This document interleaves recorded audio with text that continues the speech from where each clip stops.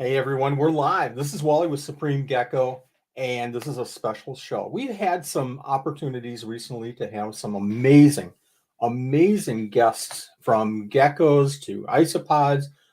We've done some very special panel discussions, both on isopods, crested geckos, some of the bigger names in the hobby.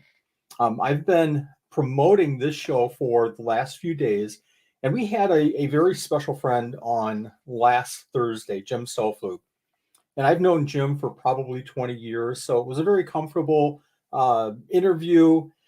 And we had a lot of fun, and we talked about old times. We talked about his animals. We talked about just about everything.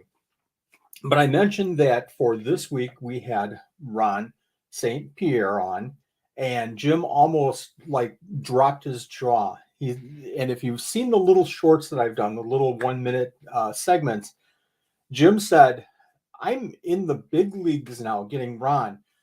Now I'm nervous, folks. I'm really terrified of this interview. But you know what makes me not terrified is that I've known about Ron for many years. Every Tinley, NARBC Tinley in Chicago show that I go to, I'm sure that I've heard Ron's name brought up several times in discussion. It's always in awe of myself hearing Ron and some of the discussions about some of the snakes that he's been breeding, some of the different morphs, some of the different animals from skinks to frilled dragons to frogs to, oh my gosh, I'm missing about 1,000 different animals. Ron has been in the hobby for a long time. And I really struggled with something, and I'm going to go back to a post that I made on Facebook, and I asked people, can you help me here?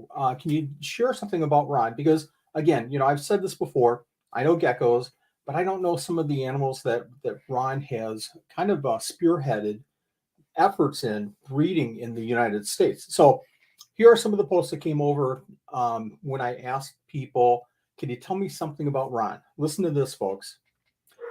Originator of the albino blue tegu, breeder of some of the best yellow Ackies circa 25 years ago. A pioneer of the hobby that will insist he isn't, has forgotten more about lizards than most people will ever know. Come for the knowledge, stay for the grunt kindness, gruff kindness. Ron is one of the best among us in the hobby. Mr. Red Tegu. Here's my favorite. He is too humble for what he's done in the hobby. When you talk with him, he'll always credit the pioneers that came before him. He's quick to tell you about all the mistakes he's made, yet you'd be hard-pressed to hear him brag about his accomplishments. My absolute favorite stories he's telling about when he was catching invasive species around South Florida in his younger days. One of the founding fathers of our hobby. 40 years of reptile keeping. Let's go ahead and bring on Ron St Pierre. Ron, how are you doing? How's it going, man? I sound old in that because I've been at this so long. But the truth is, it's been 40 years now. But I dropped out of high school when I was 16, and that's to do this for a living, and that's kind of where I start to counter myself. So I'll be 55 in October. So it's almost 40 years. Yeah. We have some people already saying hi. And I hope that we have a lot of people joining the show tonight because this is a thrill, and I'm overexcited to have you on the show. You've done some things, like I said, you and I have never ever met in person, but I feel like I know you because of all the stories that I see on Facebook, all the stories I hear at shows like NARBC Tinley and the bigger reptile shows. You've been in the hobby for 40 years. But I don't think a lot of people, I think there's little pockets of people, somebody doing crested geckos, leopard geckos, and this is my exposure, just the different types of rare geckos. But for anybody doing snakes or tegus or monitors, and we're going to talk about anoles in just a minute because this is what really kicks it off for me. And there's a touch of gecko in there too. You and I have developed a little bit of a relationship lately, personal relationship because of Paroedura picta, and we'll talk Mhm. about that as well. But you know, toot your own horn here a little bit, Ron, and talk to us about some of the things that you've done in the reptile hobby in the community, if you wouldn't mind. Well, okay. Yeah, that's an uncomfortable. Okay, so I know. I know it's cool. Yeah, I'm the originator of the blood boa, the morph for the boa constrictor, the motley boa, the blue tegu, then eventually the albino blue tegu, then all the albino anoles, most all the I'm sorry, all the giant morph anoles come out of here. We're also one of the, for a while we were the only, but now some of the people that bought them from me are producing them. We were the only producer in the United States for the giant western white lip anole, which is Anoles luteogularis. And you know, I don't know, man. I'm working pretty intently on emerald tree boas and to a lesser extent condor python, or what was formerly known as the condor python. That's kind of where my headspace currently is, but we produce a lot of anoles, and my girlfriend Heather has also been doing it. Heather Moy has been doing this for 20 years, so she does all the different lizards that we do. We produce a lot of blue tongues. We made, as far as I'm aware, possibly the first het albino blue tongues in the United States. Finally, a lot of people have been struggling with that morph, so we got those done this year. We're running systems that are radically different than the norm. But yeah, we produced some actually we had some first this year. We produced one definite brand new skink mutation that we proved down, and we have another one that has proven to be genetic. We're just not sure exactly how that's carried yet. And then and then we have like 3 more things coming up, and you know, both her and I are very intent on staying on the cutting edge, basically until it puts me in the ground. So I have no. Go ahead. I'm sorry. No. Go ahead.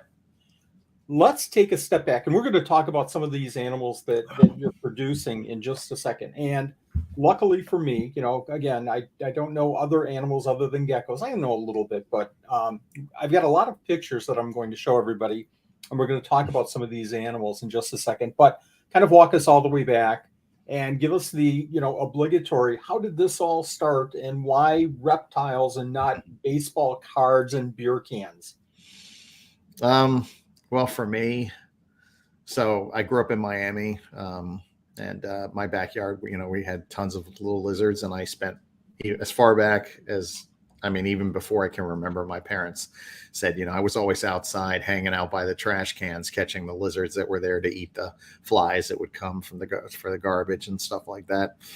So I always had those. I, you know, caught bugs in my yard, like lubber grasshoppers and stuff. And I always had an interest in nature.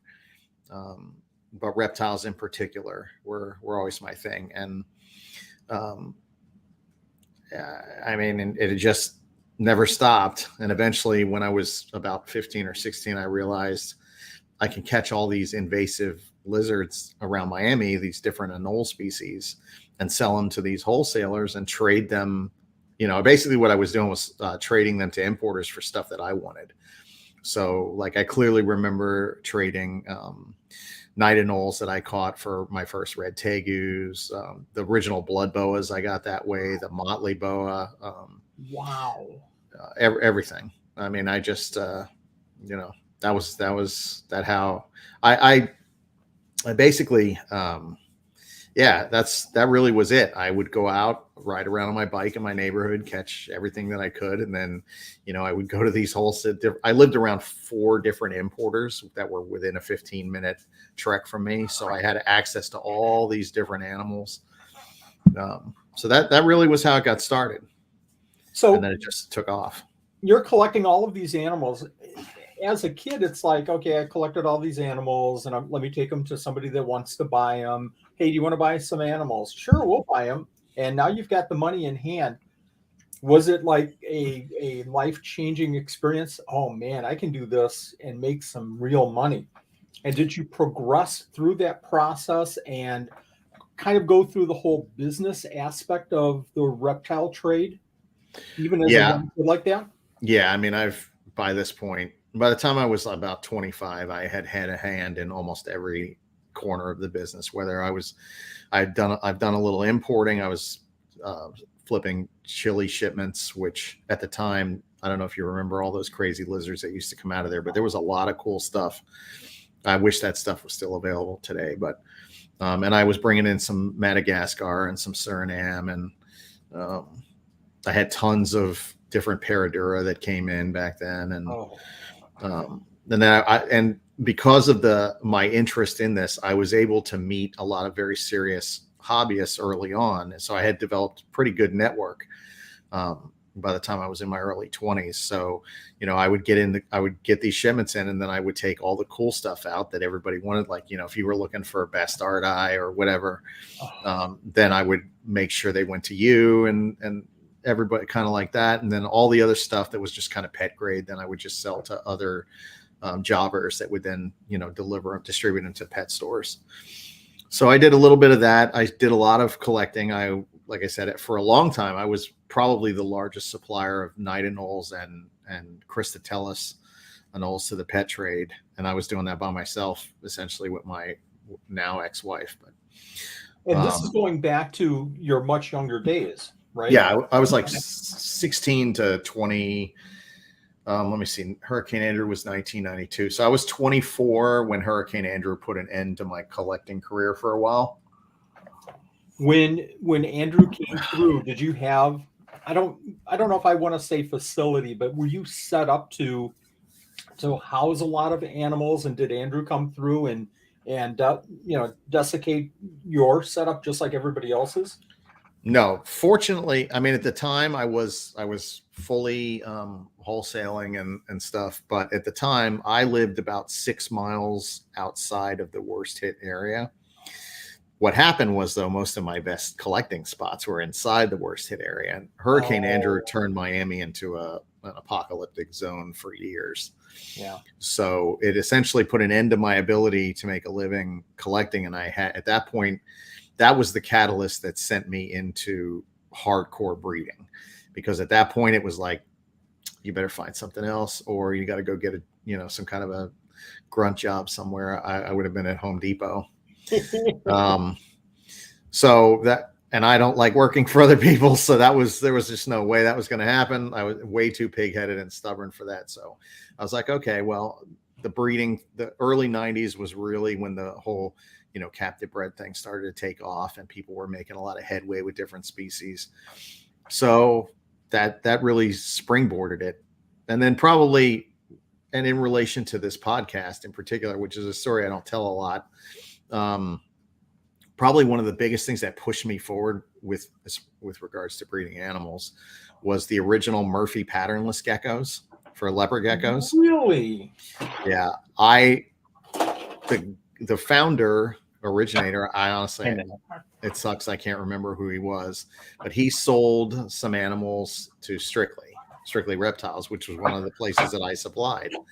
And I went in there, and Mike had a box full of these subadult Murphy for the first leopard gecko morphs. So I was like, hey man, how much are those? And he told me, I don't remember what it was. It was a lot of money at the time. So I ended up trading, I don't remember, but it was like 500 night anoles for a Murphy patternless female. And then I went and got the nicest. At the time, they were all high yellow male. That's all you could get. There were tangerines or high yellows, whatever. So I got the nicest male I could. I bred it to that animal. And then I kept all the hets back.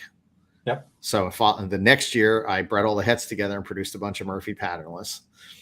And then pos hets. And I got more hets from the original one. At some point in this chain, within about 3 years, I took a single male Murphy patternless and put it with 3,700% het Murphy patternless females, and I made enough money to get me out of the hole to get. I mean, we were living in a pretty bad place at the time, and I'd never had a score like that in my life. So at that point I was like, okay, well, you can actually pay your bills and get ahead doing this if you do it right. Yes. So that after that, I changed the way I looked at everything. And then I started looking at everything. I was like, okay, well, if I look for these weird things in these shipments and I can get it all to breed and stuff, then, I can make a living. And that was pretty much it. And that was really I think that was in like 95 when that happened, maybe 97. I don't know. It was a long time ago. Murphy, yeah, patternless. Oh my gosh. You're talking about getting these shipments in and kind of rummaging through them. It reminds me of when we were keeping tropical fish and going to the wholesaler.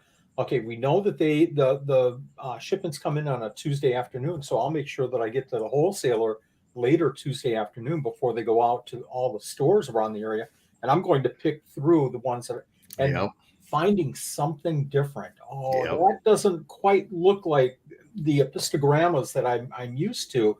I'll take that one fish in hopes of maybe finding another one in the next couple of months and being able to pair them off.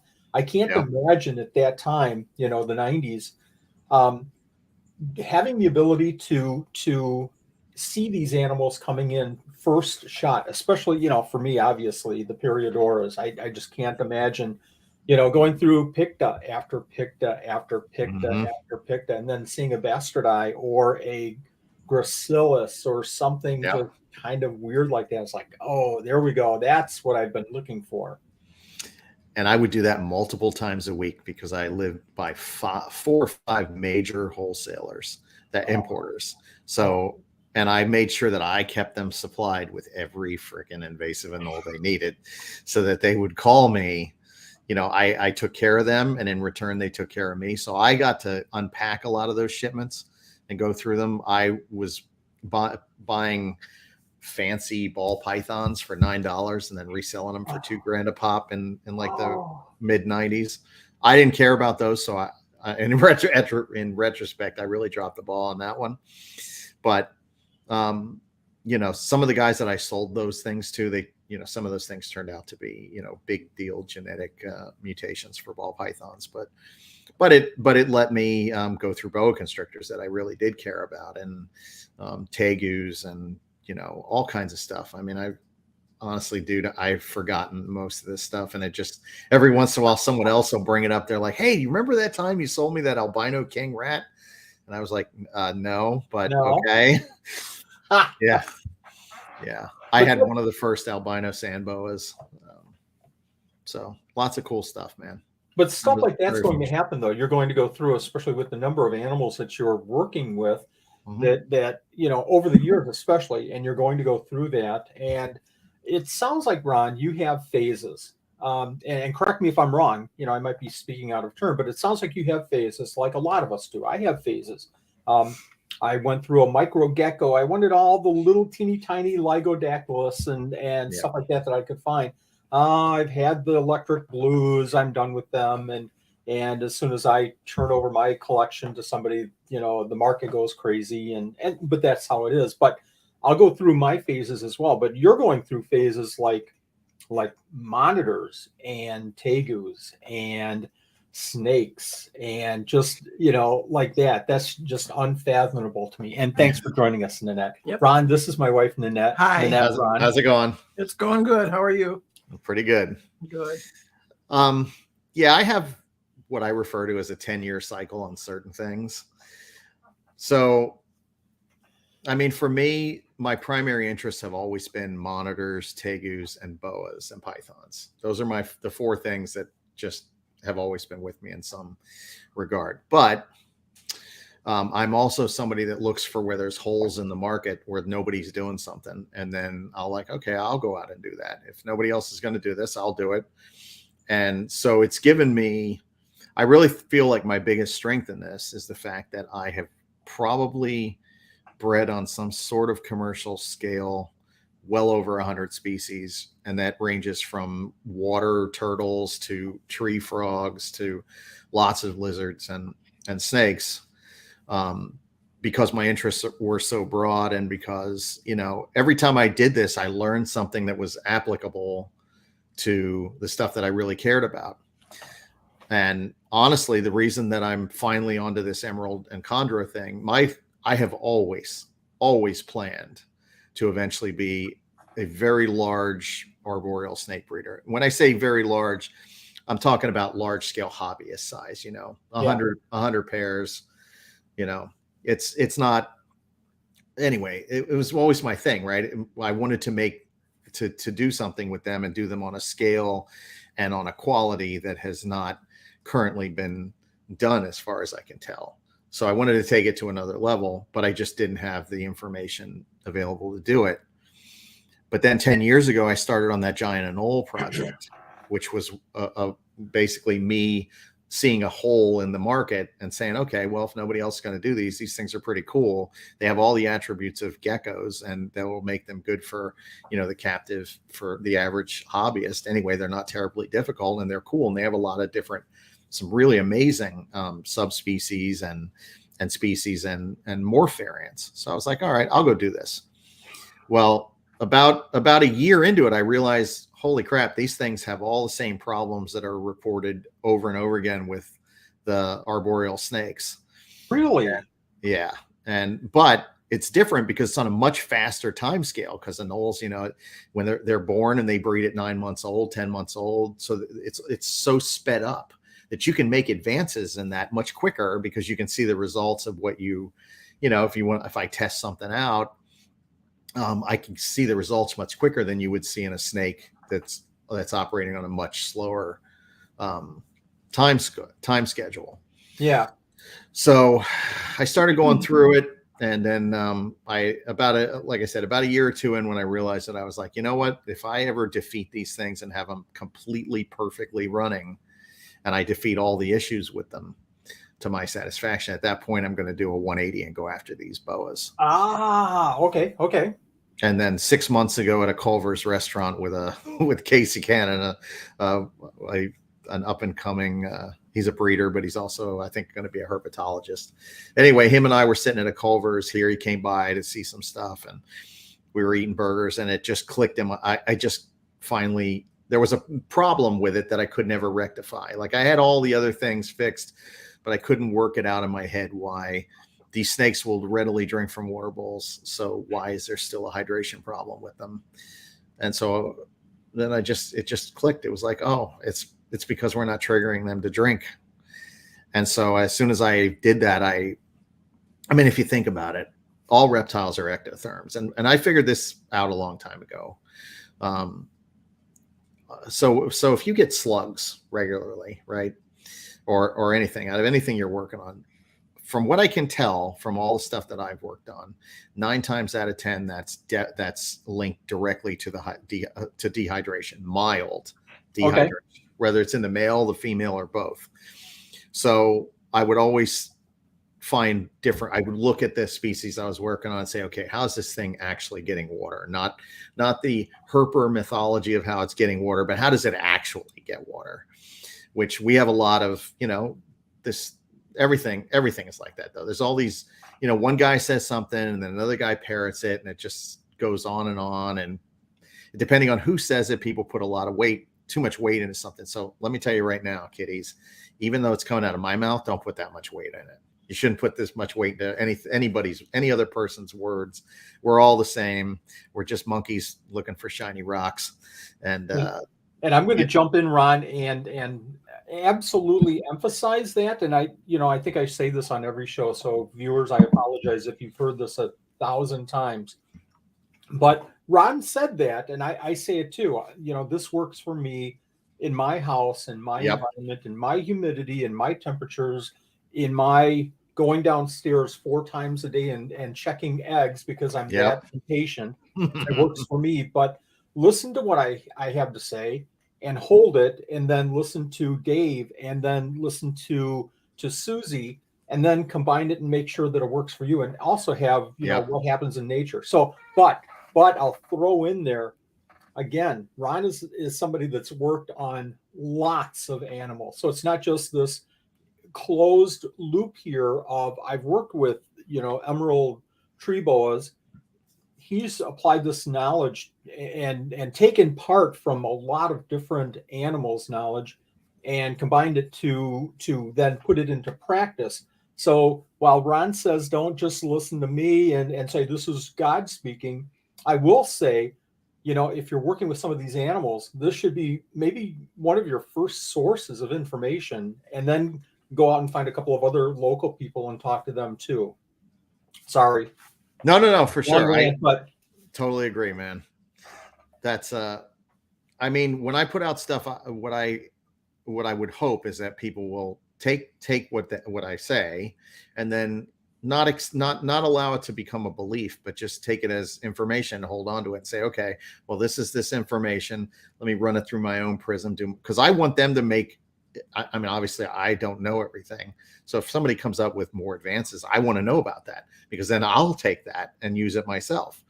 So that's one of the reasons why I've been always like, I've never done any kind of secrecy. I have no things that I consider proprietary, any of this nonsense. I put 100% out what I'm doing. This is what I'm doing. This is how I'm doing it. I don't worry about competition. I mean, 40 years in, I still haven't ever felt like I was stifled by someone else doing something. It just doesn't matter. They go do them, I'll go do me. And at the end of the day, I'm still going to be just fine. Yeah.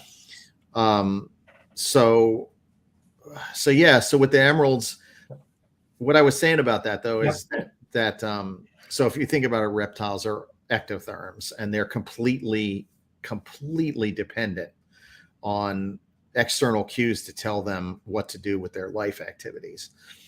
And this is particularly true with hydration. If there's not, that's one of the, that's a fresh import, by the way. It's only been in here for about a month. Wow. Wow. So if you're not giving them the cue, you have to become the environmental cue in captivity to tell them when it's okay to drink. Just because the bowl's sitting there doesn't mean a damn thing. They may not even, they'll sit in a corner and wait until you change it again.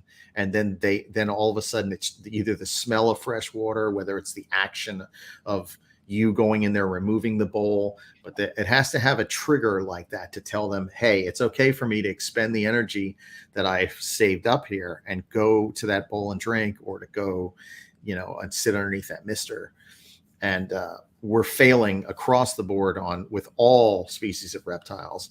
When I go back and I look, you can see the signs of we're good enough that we can keep them alive, but we keep a lot of them in a mild state of dehydration. And you'll see those signs in improper shedding. You'll see it in slugs. You'll see it in just a whole variety of ways. Regurgitation is often linked directly to that. And then the problem with the regurgitation problem is if you don't hydrate them well enough after they've had a regurg, then it's a snowball rolling downhill real fast, because every time they regurg, they're becoming even more dehydrated. And so the whole cycle. So once I actually chained it all together, I was like, okay, I think I can do these things. And so I'm going to go after what I've always wanted to do, which was so immediately I called up Dave Eldian from Eclectic Reptile, and I said, hey man, I'm going to sell off a huge chunk of these giant anole projects, because I'm going to go after this emerald thing hard.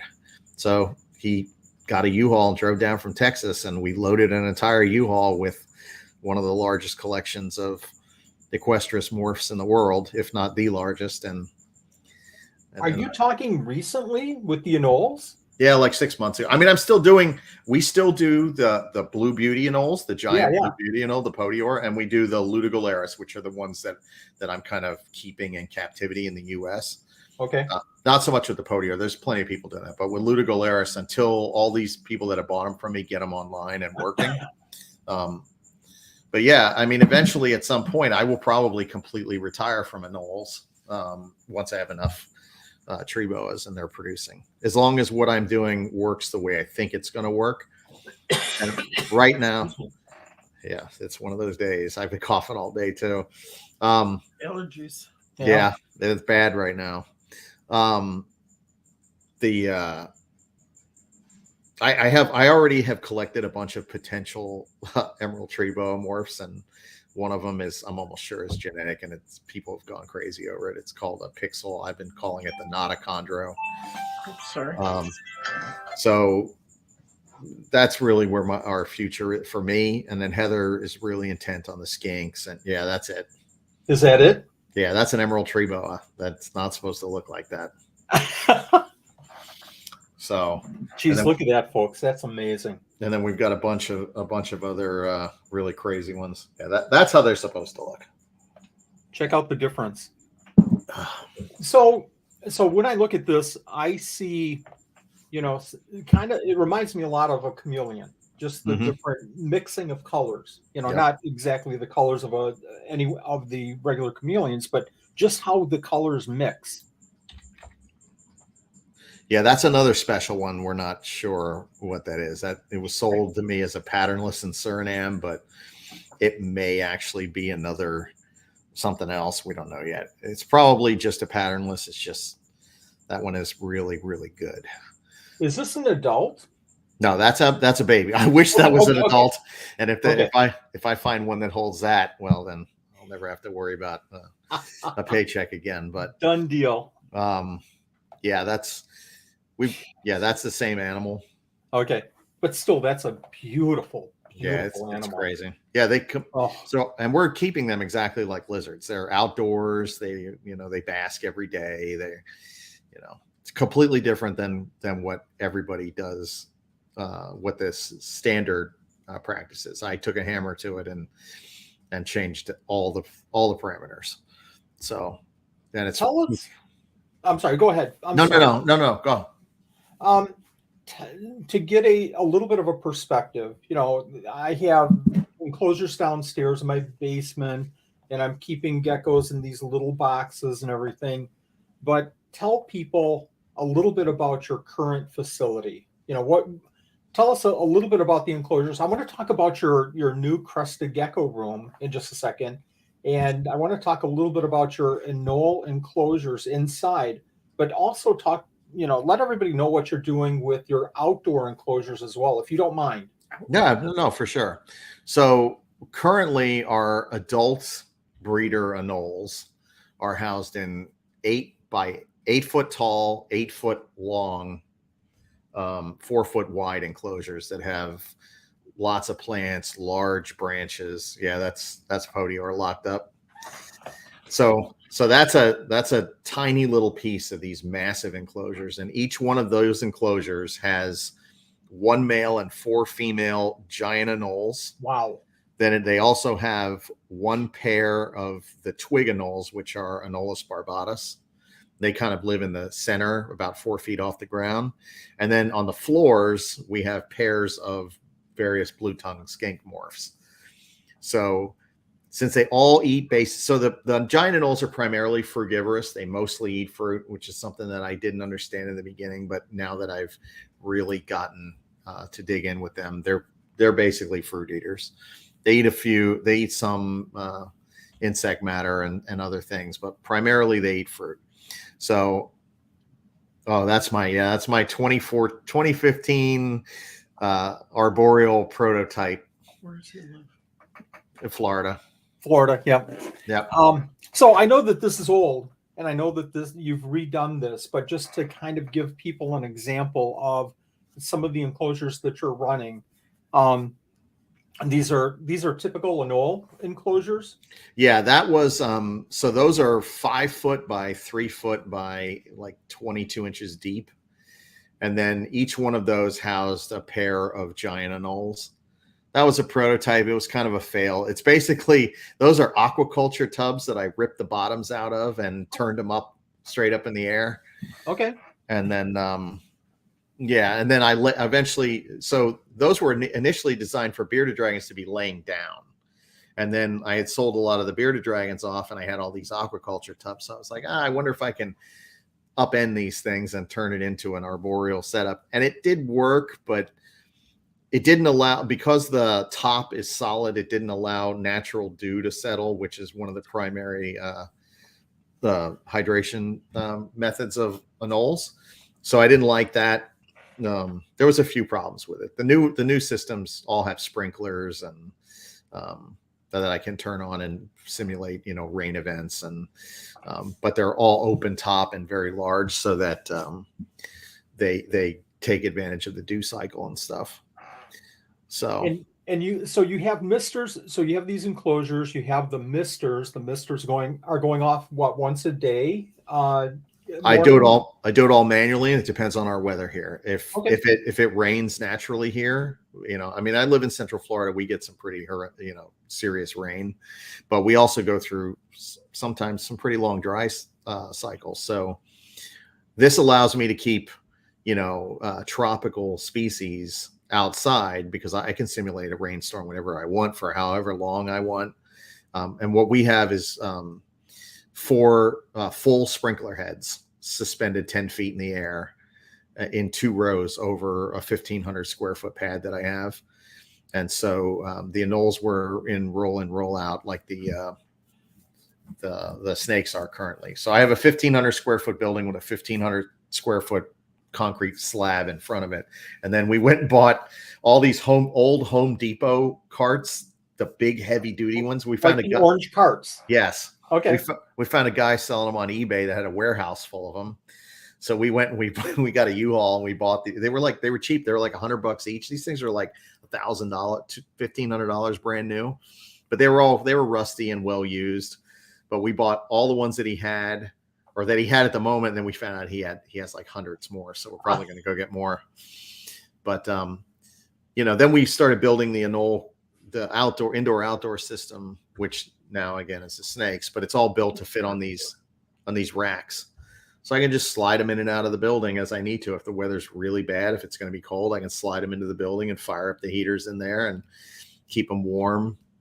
I have yet to have to do that, but it's certainly something. And if there's a hurricane, then we can just roll everything in there and the whole building, seals up. And so, and then we have a lot of permanent outdoor cages that can't be brought in. So we have 144 blue tongues and like 100 bearded dragons. And I don't even know how much, dude, we have so much stuff. We have Heather's doing a lot of frilled dragons now. So we got a big group of those. We've got, she's raising up a big group of Australian water dragons, the leisure eye, and then I've got somewhere around 60 emerald tree boas right now, but I'm going to expand that considerably. Yeah, currently we're just have given it an arbitrary name of patternless because it's missing the patternless, but there's a few different quote patternless types of blue tongues. That's a different morph. We proved those out. They were proven out before, but then people in the US were having trouble breeding them. So we got them and we got them to work. And now we produced a bunch of them in the last couple of years. When I say a bunch, I'm talking less than 20, but so we raised those up and so I think next year we'll finally start, but we've got like all the blue tongue morph available. We have albinos and hypermels, and she proved out this thing we're calling bubble gums, which is a type of T positive albino that looks like it has a white splotch on the end of its nose. It looks like it was blowing bubble gum and it popped in its face. Oh my gosh. And the morph is characterized by that. How true is that coloration for the morphs? I don't know if I have a picture. I'm just going to rifle through some of the pictures here. Yeah, that's a bubble gum. So I think that's one of the babies. So I think they were sold to me as T positive albinos straight out of Indonesia. They're an Iriajaya quote skinkoides, but I can't. I go back and forth whether that's a true hypo or whether it is a true T positive. Oh. But there's been a duality with that mutation. There's both a darker form and a lighter form, and the darker form is much more purple. So actually in the future we're going to take that and plug that into those patternless things in the hopes that we can make a solid purple skink. Oh my God. Which would be pretty impressive. So that's amazing. I have to go back and ask you again. You announced the number, but how many are you keeping them in pairs, and how many pairs are you keeping? Yeah, we keep the blue tongues in either pairs up to quads. Okay. They're in large outdoor enclosures. Basically, almost. So we keep those are occipitalis, the western blueies. So we keep that pair in a 16-foot by 4-foot enclosure that also houses 5 adult frilled dragons. And they all live in this massive enclosures. The skinks live in the bottom. The dragons, operate in the upper areas, and they all eat basically the same kind of food. So it's pretty simple. It's the same thing that zoos have been doing forever. Like, if your enclosures are big enough and you're smart about the stuff you put in there, you can definitely do multiple species. They don't even have to be from the same region. This just happens to be that we have a lot of Australian stuff, so they're all in Australia. But I mean, in the anole cages, we have Caribbean anoles living with Australian blue tongues, and it works really well because and the you don't anoles choose it all. No. Okay. As long as you pick the stuff properly, and and again, keeping blue tongues together, the reason they appear aggressive in captivity is because everybody keeps them in small enclosures. And yeah, if you put 2 blue tongues in a small enclosure, they might beat the hell out of each other. But if they're in a big enclosure where they each have multiple of their like tubes that they can call their own, and we found that it's as simple as having 2 pipes. So if you have a pair, you put 2 pipes, and it's a total game changer. If you fail to put the 2 pipes, then you'll get occasional aggression, but nothing like what's seen, like people report arms being ripped off and stuff. We've never seen any of that. So, but we'll get a little bit of tail nipping, tail biting here and there if we fail on the basically the personal hiding area kind of thing. But we've gotten so good at it now that we pretty much know exactly what we need to do, and so it's almost completely dried up. But yeah, it's as simple as 2 black corrugated pipes. So they'll choose the pipe that they want to stay in, and that's their pipe. That's it. It's just that simple. Wow. But again, you got to remember this is an adult pair in a 16-foot enclosure, although we've replicated in 4-foot 4x4s. So we have lots of pairs that are 4x4 and 4x4s. Okay. And so for the blue tongues, we found that we noticed that a lot of them, when you get captive bred ones, they just don't feel right. They feel squishy, they're kind of soft. And so I started looking into, more of that. I was like, I don't like that, even though it doesn't seem to really be detrimental to the animal. Yeah. They just don't feel like wild types. So what we found was basically it's a muscle development problem that everybody keeps them on the ground and very generally in CB70 tubs or the equivalent, some kind of smaller racks, and failing to provide some sort of climbing for them. It only has to be about a foot. So we have some that are in like 16-inch high enclosures, and we just give them ramps that go up to a small shelf, and that has fixed it. But in like the bigger enclosures, they can climb up to 3 feet. And there's ramps that are on the insides of all of them, and then shelving that they can all get into.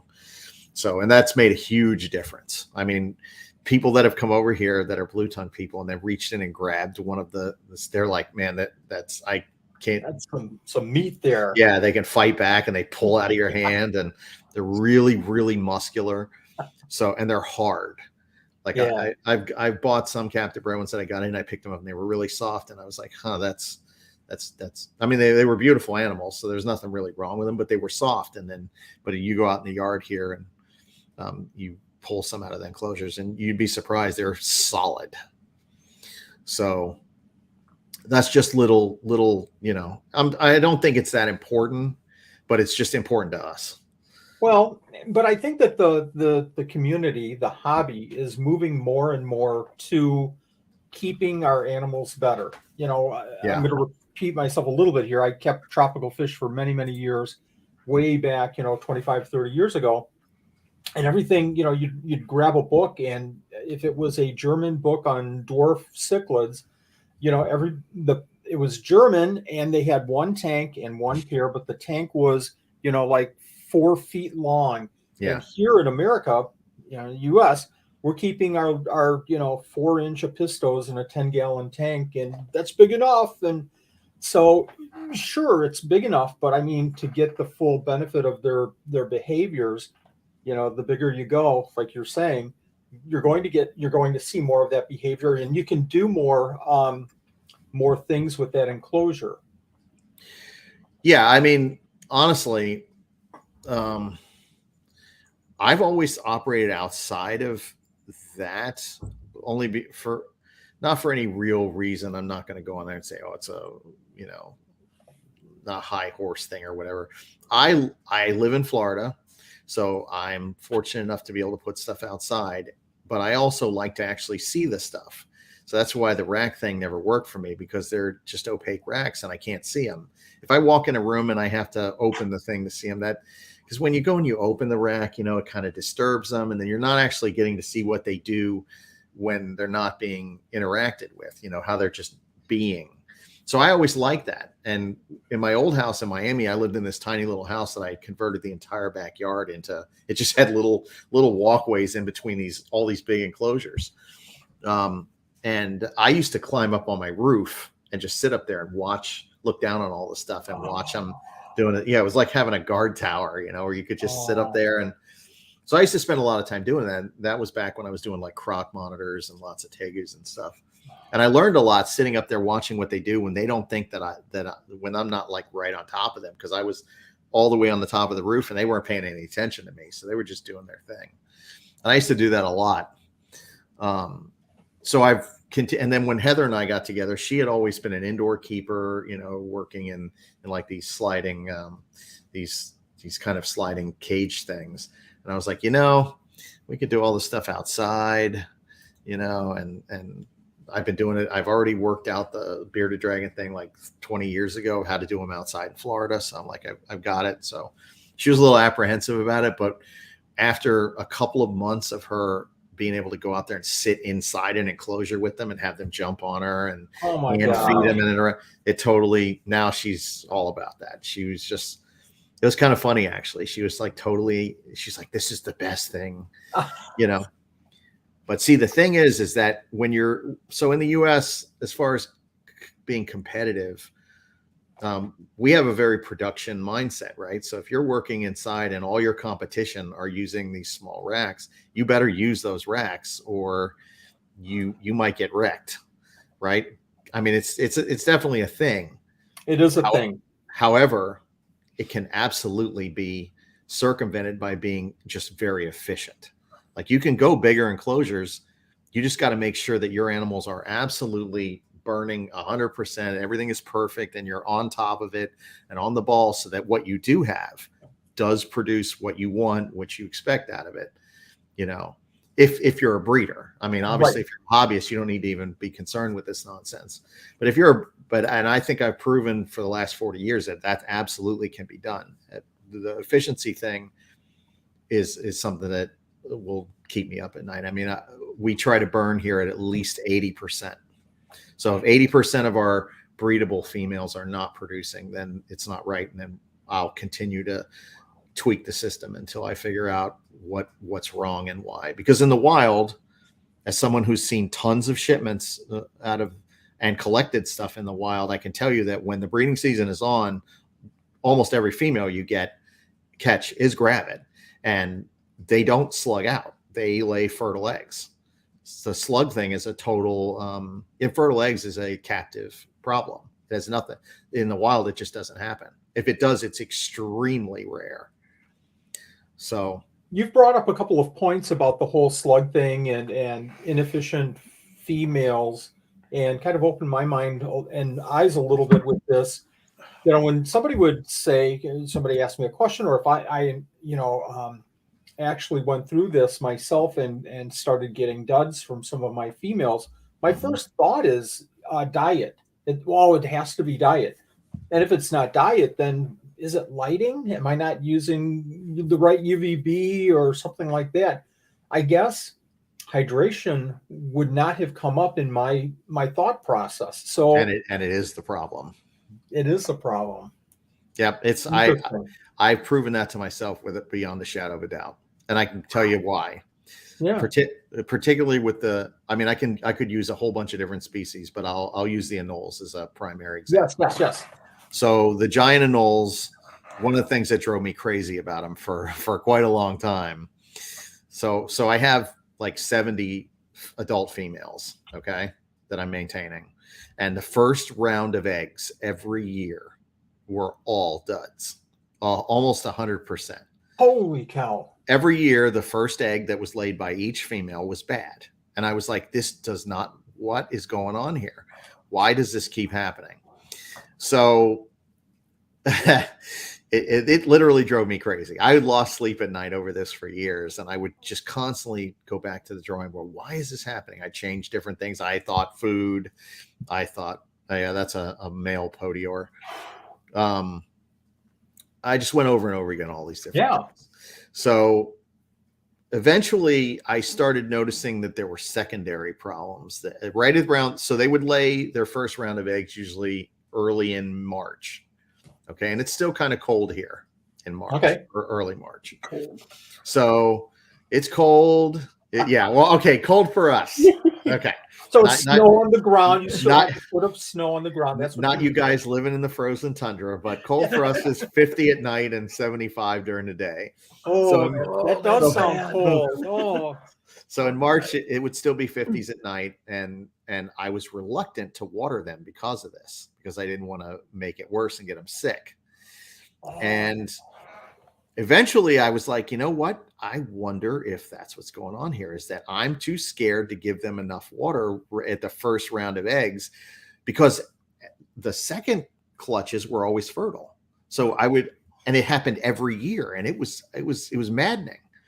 So then finally I was like, okay, it's got to be water, and I'm just going to have to sack up here and just try it and see what happens and make sure and see if it works. I mean, what's the worst thing that can happen? They might get sick. And if I do notice any sickness in them, I'll immediately course correct and heat them back up, and they'll be fine. So I started doing a more intense dew cycling. So what I would do is I would come out at the end of the day, about 7 p.m., just before the sun went down, and then I would soak the cage, and I'd leave them at night in a soaked cage, let them dry out during the daytime. Cage. Yeah, soak it. Wow. So because I didn't have, I mean, eventually some dew would settle on its own, but this was to make sure that they were getting enough. So if I soaked it at night, the whole night, they would stay wet. In the morning, it would dry out and everything would be fine. And as long as I let them get hot enough during the daytime and dry out, they didn't get sick. And all of the infertility dried up and went away. So it was a simple fact that the females or the males or both were not getting enough water to complete the cycle at the first round of eggs. And then the things would go on to lay eggs, for 6 months, all fertile, but always the first batch. It was just maddening. So did it take you a couple of years? Was it like, oh my gosh, why am I getting all infertile eggs at first round? And was it the second year that you started making adjustments? Oh yeah, no, I started making adjustments the second year, but it took me until about 2 years ago to figure this out. So it was about 8 years of hell. Okay. Before it finally clicked that, oh, it's water. That's all it is. It's water. Because in my mind, it was like, okay, it's cold and they don't look dehydrated. So surely I can just look at them and know that they're dehydrated. And the truth is that you can visually see when an animal is severely dehydrated, but I'm fairly certain that most of the stuff we keep in captivity is maintained at a level where it's basically moderate dehydration. It's not enough to kill them, but it's also not enough to let them really, like if you're really on the ball and you're getting good production, then clearly you're getting enough water in them. But for a lot of species, we're not there. And it's really the ground-based species or things like crested geckos. I think so. Crested geckos are an animal, all those, Rhachidac or former Rhachidaculus, whatever. All of those are high rain area animals. And crested geckos, when they get dry, I notice will go up to the top of a branch and then make this L-shaped thing with their head straight down and just kind of sit there like that. If you give them trees, they do this. And that is them waiting to collect dew and run it down the the top of their head and it funnel it into their mouth. Oh my gosh. Sure. That makes sense. And so, Absolutely. but in captivity, we feed them, these gel mix water. So we're giving them hydration that way. They will drink from a water bowl, and they're also pretty good about licking water off of the sides of their enclosures. So we get enough hydration in them that way because they're sort of more amenable to it. All the big, the funny thing, and this, when I say this, it'll click, but all of the big, like the pet trade items, the ones that are super successful, ball pythons, blue tongues, crested geckos, all of them have a simple hydration strategy. For the skinks, you just change your water bowl and it tells them to go ahead and drink. For the geckos, they'll lap water off of walls fairly readily. But anything else that requires any rain cycling or dew cycling, or it's much different. And that's because our hydration ideas about it are currently incorrect, and then our commercial caging cannot sustain what needs to be done. They're too dry, they're not ventilated properly.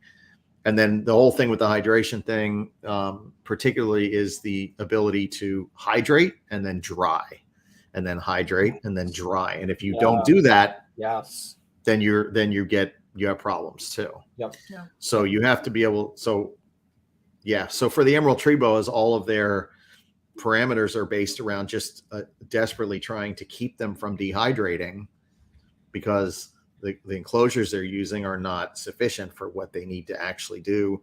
And basically you have to have drainage and plumbing and all kinds of stuff to really, and you have to do full rain cycles. I rain on those things for 1 to 3 hours a day.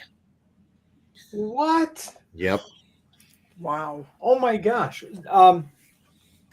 Is that the misting? So you turn on the misting and walk away and go watch a Marlins game or something, and then come back at the end of the game and turn it off? Yeah, sort of. Yeah.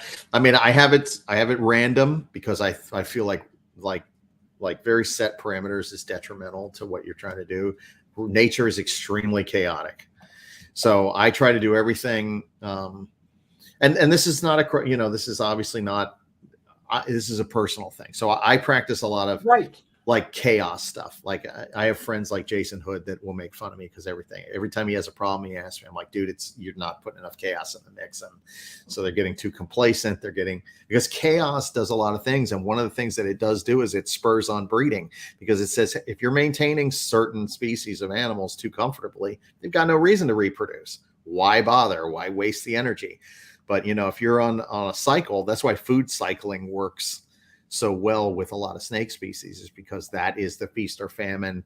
Oh, now I have no food for a couple of months. And then when you do start feeding me, and now they're like, oh, now I've got tons of food, I better take advantage of this. So they'll breed and they'll complete the cycle, and then you'll get good babies and all that. So chaos into the mix is a good thing, and doing it.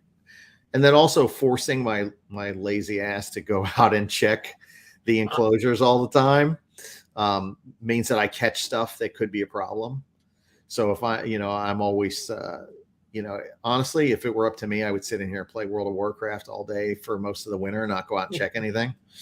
But by having to actually go out there all the time and check stuff, is the water running? Is this? Then I catch stuff that I wouldn't normally do. As far as what Julie just asked about rain, I have full sprinkler system suspended 10 feet in the air above almost all the enclosures, and I just turn it on and it simulates it. We have it aimed upwards, so it shoots the water up in the air, and then the water falls back down as rain droplets. So for the snakes and for all the lizards and everything, it's a much more natural way. Now the enclosures, every enclosure has in them the ability for whatever species in there to get out of the range should it choose. We don't force anything. That's another thing is, choice for the animal. The animal has to have, a secure choice. It has to have, the ability, like our snakes, almost no one keeps snakes with access to UV. Like that's just not a thing yet. But ours, I've now shown over and over again, there's 61 specimens out there of emerald tree boas that will all bask at the same time every day. I've been temp gunning them. They bask until they get their body temperature up to 94 degrees. Then they retreat to the shaded areas. And then if they drop below 94, they move at least one coil, if not more, back into sunlight to get back to 94. And then gravid females sit at 111. Wow. So most people that maintain them keep them in 82 to 86 ambient. So that's not enough to even get them up to the temperatures that they clearly choose. And I suspect that that's the case with almost everything in captivity that's not readily bred. Nothing is hard. None of this stuff there's no magic involved. It's just that the only thing that makes it appear hard is that we just don't have the parameters right. We just don't have an understanding of how these things operate within, because after 100 species, I can tell you it's almost all the same. Supply some sort of a decent food, supply some sort of competent water, and then you don't even the temperatures. Everybody makes way too big of a deal about these temperatures, right? That they have these exact temperatures that they talk about, but I found over and over again that that's totally irrelevant. I mean, you just need to have hot and you need to have cool. I mean, they need to have the ability to get their temperature, their body temperature up to whatever their preferred is, but they also need to have the ability to bring it down lower if they want to. So what you're talking about is gradients. So yeah, I think, if anything, in the last 5, 6, 7, 8, 10 years, I think that the hobby is moving toward that, or not maybe moving toward it, but more understanding it. Yeah. That it's not so much you have to have a heat bulb for your bearded dragons. It's that you have to have a heat bulb, but you also have to have areas where they can get away and Yep. Cool down or whatever they need to do. You're talking about, though, temperatures in these tree boas, and that's so interesting. So I had a long discussion with a fellow from Chicago about day geckos and how they utilize a tree moving back and forth and in the shade, but it was all, in my mind, based on light. There are somehow internal requirements for UV light, and I need to move into the sun. And again, Ron, this is interesting to me from an open mind standpoint, because I'm thinking, obviously UV is very, very important, and temperature is very, very important, but it might be that they're regulating more on a temperature basis than they are on their body's requirement for UV lighting. This is fascinating stuff. And Laura is saying, love Ron's thought process and what he is figuring out. I'm going to throw in there, Ron, that I've said this for years and years, and I'll take as much blame as anybody. We don't do some of the things the right way because we're all, and you said this early on in the show, we're all kind of basing it off of, well, I just went to Facebook and 14 people said that you need to keep your crested geckos like this. And that's good if that's good advice and all, but what we don't have is somebody saying, here is the proven, documented effect of water and UV and heat on these animals. I've said all along, it would be great if one of the big breeders would take 100 animals and separate them off into like 4 different groups and test some of these things out and see what's working and maybe what's more beneficial and what's not so beneficial. But you are doing some of these things, and I so appreciate, just like Laura is saying, that you're sharing this information with us. Yeah, I mean, honestly, man, if you think about it, it's not rocket science, right? I mean, water is the most important thing for humans. You can't survive. You can go a long time without food, but you can't go very long without water, and it's no different than any other life form. So water is the most important thing, and it's also coincidentally the part of herpetoculture that we give the absolute least mind to. We either our answers to hydration are spray the sides of the tank or the animal, or throw a water bowl in there. And for a lot of things, neither one of those are sufficient. Like for some things they are, like I said early on, but if you really want to take this to another level, and honestly, I think that if we did apply some of these things to things like crested geckos, I can tell you a little story about crested geckos. Please. That people probably wouldn't. So early on, we bought into the, our friend Catherine Stranahan produced, her own line of axanthic crested geckos pretty early on. So we helped her out with it, and in return, she gave me a good deal on 3 of them. So I bought 3 of them very early, and we've been producing them. We don't sell them in the U.S. And actually, I just recently sold the entire project off to a friend. But we were selling them overseas. The money on those things was just insane. So we were only producing them to just wholesale them to these big Asian buyers. Okay. But one of the things that I tested was to putting them outside in Florida, which everybody said, "Oh no, it's too hot." So I ran, I ran 60, 70, 74 of them outdoors in screen cages in the summer, 97-degree ambient some days. Now, there's caveats to this. One is that they were on my porch where they only got direct sunlight for a very short portion of the morning, which they did bask, which was shocking. Honestly, I didn't think I would see this because it was already like 88 degrees. And these guys were, you would go and see all the crested geckos in the sunlight basking. They would bask in just for maybe a half hour, and they would move out of it. But I would water them in the morning. I would water them at 3 p.m., which is the hottest part of the day. And when I say water them, I'm talking about full soaking the entire enclosure. So every time I'm hitting them with, 80-degree water, and I'm dropping their body temperature and the temperatures of their enclosure. And then I would do it again at night. But let me tell you, man, they grew really fast. They did really well. There were no deaths at all. Everybody that got them was completely happy. And I raised some to adults as well on a similar trajectory, and they did fine. Now, I think if you threw them outside in Florida and you didn't do those exact steps and have them in a full shaded area, then I think you'd have a bunch of dead geckos. So this is why I don't go talking about that, because generally a lot of people that keep crested geckos have no experience really outside of that. So, but those animals were fine. They weren't dying and they weren't sick, and they did great. They ate, they grew, they did everything they're supposed to. As a matter of fact, it seemed like they were growing faster than they were in the 78-degree room we had them in. And if you say I don't share that information much, and I know what you're saying, you're not sharing it because some people, and I'm putting words in your mouth, Ron, but I think what you're saying is some people might take part of that story and implement without taking the full story of exactly this piece, this piece, this piece, and this piece. So I 100% understand what you're saying with that. Yeah, I mean, I share this kind of stuff on podcasts because my assumption is that if you're hardcore or smart enough to know about to go to a podcast, then you're the kind of person that could take this information and make some use out of it.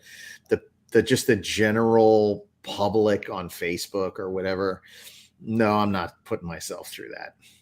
I'd rather stab my own eyes out with an ice pick than deal with some of that. So I'm clipping these segments and I'm going to post them on Facebook. I'm going to put them right in the Crested Gecko forum on Facebook. Yeah, I was actually, I told David from Tiki's Geckos that I was doing that. And he's like, "You're messing with me, right? You're not." I'm like, "No, man." He's actually coming out here tomorrow, and I'm gonna.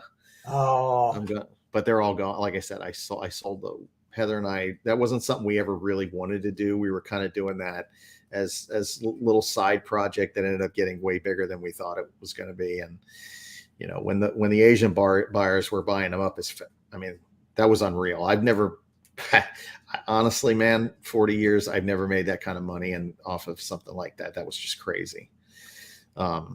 Are you saying that you've moved your full supply, your full inventory of crested geckos? Yeah, I sold them all to a friend of mine, whole thing. Okay. Yeah. That just happened too. It had to have, because I've seen we've got a dog running through here, so I'm sure he's going to unplug all kinds of cords, and we're going to be offline in just 5 seconds. Yeah, I saw some videos. I'm trying to think of Camp Keenan, I think, was showing your crested gecko setup. It looked super cool. Now, I'm assuming that you're going to use those same setups for probably anoles, or nope. No? Okay. Close. Okay. Actually, the reason that I sold all those anole projects except for the Podior and the Lutigularis, and Yeah. we sold the crested geckos, is so that I can focus 100% on the tree boas. Okay. And all of the equipment that I had for them, for the geckos and the anoles, ports over very well to the tree boa project. So I generally, when I do something, I go after one thing, and I'm not somebody that can micromanage. So Heather's actually really good at that, and that's why all the lizard she does like 6 big lizard projects, and she manages it all. The only involvement I have with that is basically the system design, because I've been doing these outdoor systems for forever. But when I decided to do this tree boa thing, she was like, "Yeah, just throw everything in and go and do it." Because when I sat down with her and said, "Okay, look, this is what I figured out, and here's all the steps," she just looked at me and she was like, "Yeah, you got to do this. We can't." And not only do we got to do it, but we got to do it now. So yeah, I mean, that is honestly, man, that for me, that is what I always wanted. I would get the books, I still have all the emerald and chondro books, and just I like stuff that lives in trees. That's why the big anoles were kind of something that drew me to them, because I like stuff that I can have in cages that have plants, so I get to go and mess around with some cool plants and try to find ways to get them to, I like that. I just don't like terrestrial stuff. Is cool, and I like some of it, but it just doesn't hold me the way that arboreals do, and particularly emerald tree boas for me are one of them things that when I was a little kid, I got this book called Living Snakes of the World by Mertens, and on the cover is this big emerald tree boa. Yeah. And that just stuck. And monitor lizards as well. So I did monitors off and on for 30 years. And then recently I had a huge group of them up to recently. I had 40 big monitors, and then I canceled that a year ago, I guess. We were breeding lace. You're like 8 years out from doing monitors again? Is that what I'm hearing? No. That's done. I'm getting too, man, honestly. I'm clipping that piece for sure. And I'm waiting 8 years. I'm going to set a reminder right now for 8 years from now.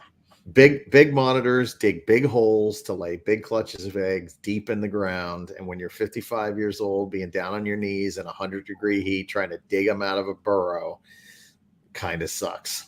So I was like, you know what? I'm too old for this. And I'd get my buddy Eddie Soto to come over here, and I'm like, dude, there's eggs in there. He's like in his 30s. I'm like, crawl in there and dig these out for me, because I'm gonna have a heart attack and die with my butt sticking out of a monitor burrow. No, I ain't going out like that. So I could just hear you, Eddie. Let's go ahead and dig these eggs out. Go ahead and start. I'm gonna go grab a couple of beverages. I'll be back in just a minute. And that's pretty much how it occurs. Yeah, no, he's good about that, but. I'm not too into. It's not that I don't appreciate them. It's just that my focus has always been on geckos again. Yeah. But at NARBC last fall, I saw some lace monitors, and it's one of those things where I'm walking by, it's snake, monitor, tegu is what, and I'm just back and forth. Where the Paroedura? I didn't want to find, and I passed a lace monitor, and I stopped, and I if I remember right, I literally took 2 or 3 steps back and just focused. It was an amazing animal. Amazing. Those are my favorite. And I built this giant structure behind my house that you've probably seen in videos. It's this huge cage system that's 8 feet tall, and it's what the anoles are in now, but it was originally designed for blocks of 8 by 8 by 8s. It's multi-tiered, and it's got shelving all up, and those were for my lace monitor group, and I had a pair in each cube, and so there were 5 pairs. And man, I love those, and every time I hatched those things, it was just amazing. The Bell's face lace popping out, and that was, up until that moment, that was at the very top of my I will one day do list. And then I did it for a couple years, and then I actually went up in the hospital because I was Well, I was fine, but I was chugging energy drinks like they were going out of style. And, obviously I'm drinking coffee while I'm here, so I have a bit of a caffeine problem.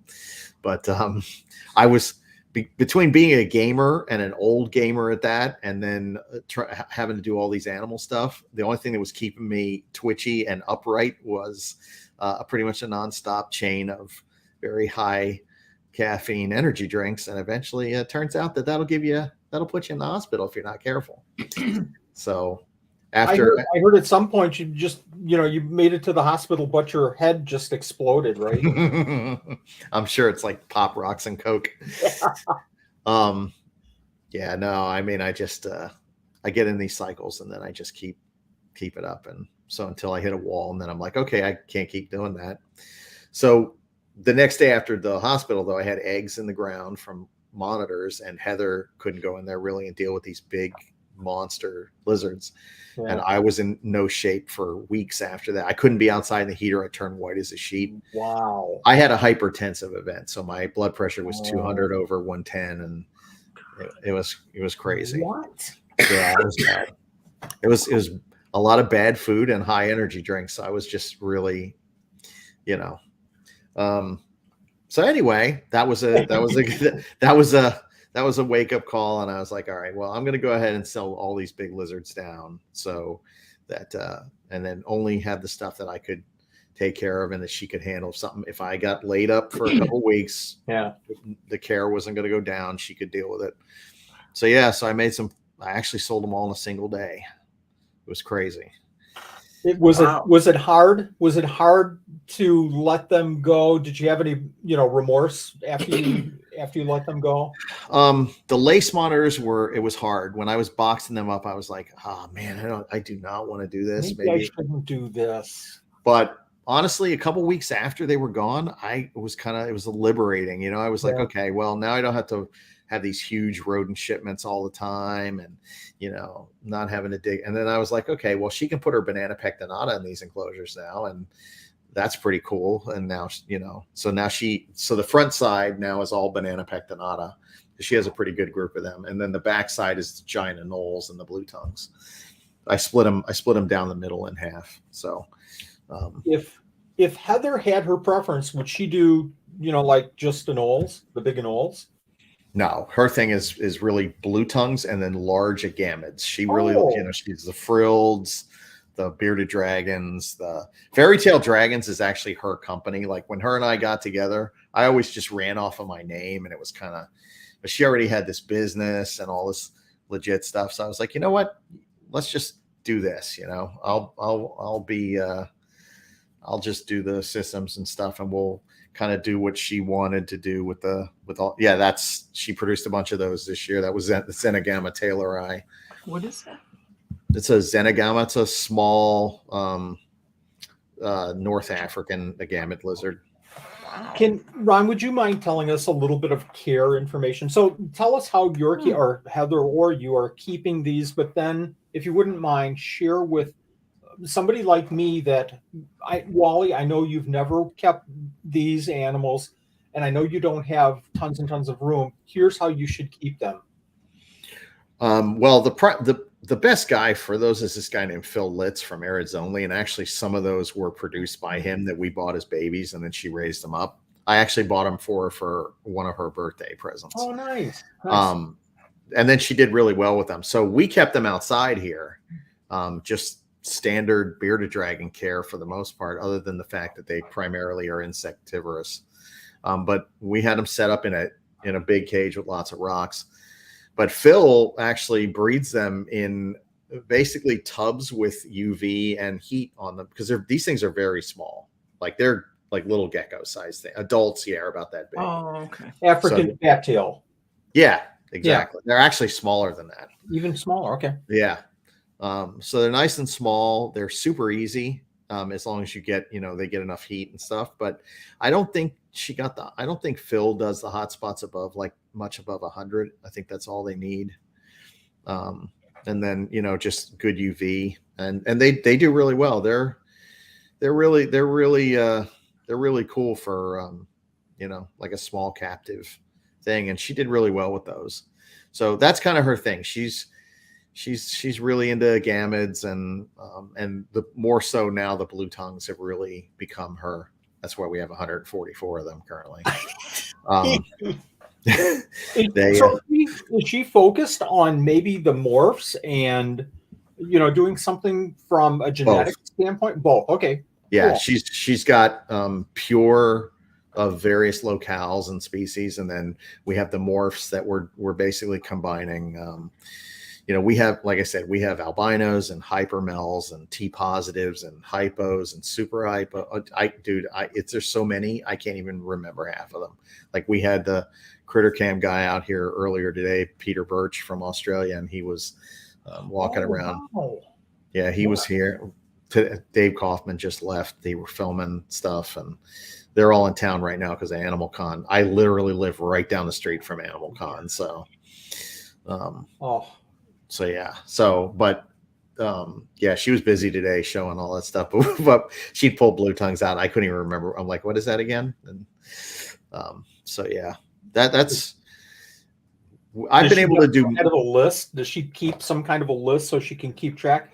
Oh my God, dude! She has books like 3-ring binder where she charts out everything for the breeding, what she's going to pair for the next year, and who did what. She can tell you everything down to the last detail of all the lizard projects here. I have never done that. I'm way too sloppy for that, and my thing is but that's also why I focus on one thing. I'm a tunneler. She's can juggle a lot of different things. I can do one thing and do it really well. And then as soon as I'm done with it, that's why I have this cycle where I'll do it 10 years. Once I feel like I mastered it, out it goes. Right when it starts to make money, out it goes. And I get the next thing that I got to struggle for, because I like the struggle. To be honest, I like having that mountain to climb. And when I don't have that, I get bored super quick. So Julie says she's a woman. Yeah. Yeah. Yeah. No, she's really good at that stuff. So, and I'm smart enough to know when to step out of the way. Yeah. And not interfere, because she's better at her husbandry is far, far superior to anything I ever did. And I think my husbandry was pretty good. Yeah. But the extra, she does all these, like I used to bust her chops about it all the time. Like, why do you work so hard for that last 1%? That's not worth the effort. And then she's like, yes, it is. And so, because I don't know, I'll take it up to like 90%, 95%, because that's like the sweet spot right there. Enough. That last 5% usually requires a Herculean force to move, which she will do that. Whereas I'm like, all right, that's it. I'm going inside. I'm firing up my PC and I'm playing games for tonight. I'm done. But yeah, so we actually, I've personally done a lot more and a lot better stuff since her and I have been together for the last 6 years than I ever did in the previous like 25 or 30 years, or whatever it was before, because I'm not having, her and I are on the same page all the time. And and like I said, she's better at me than I am on all of the things that I'm, a little weak on. She fills that void better than I could do it.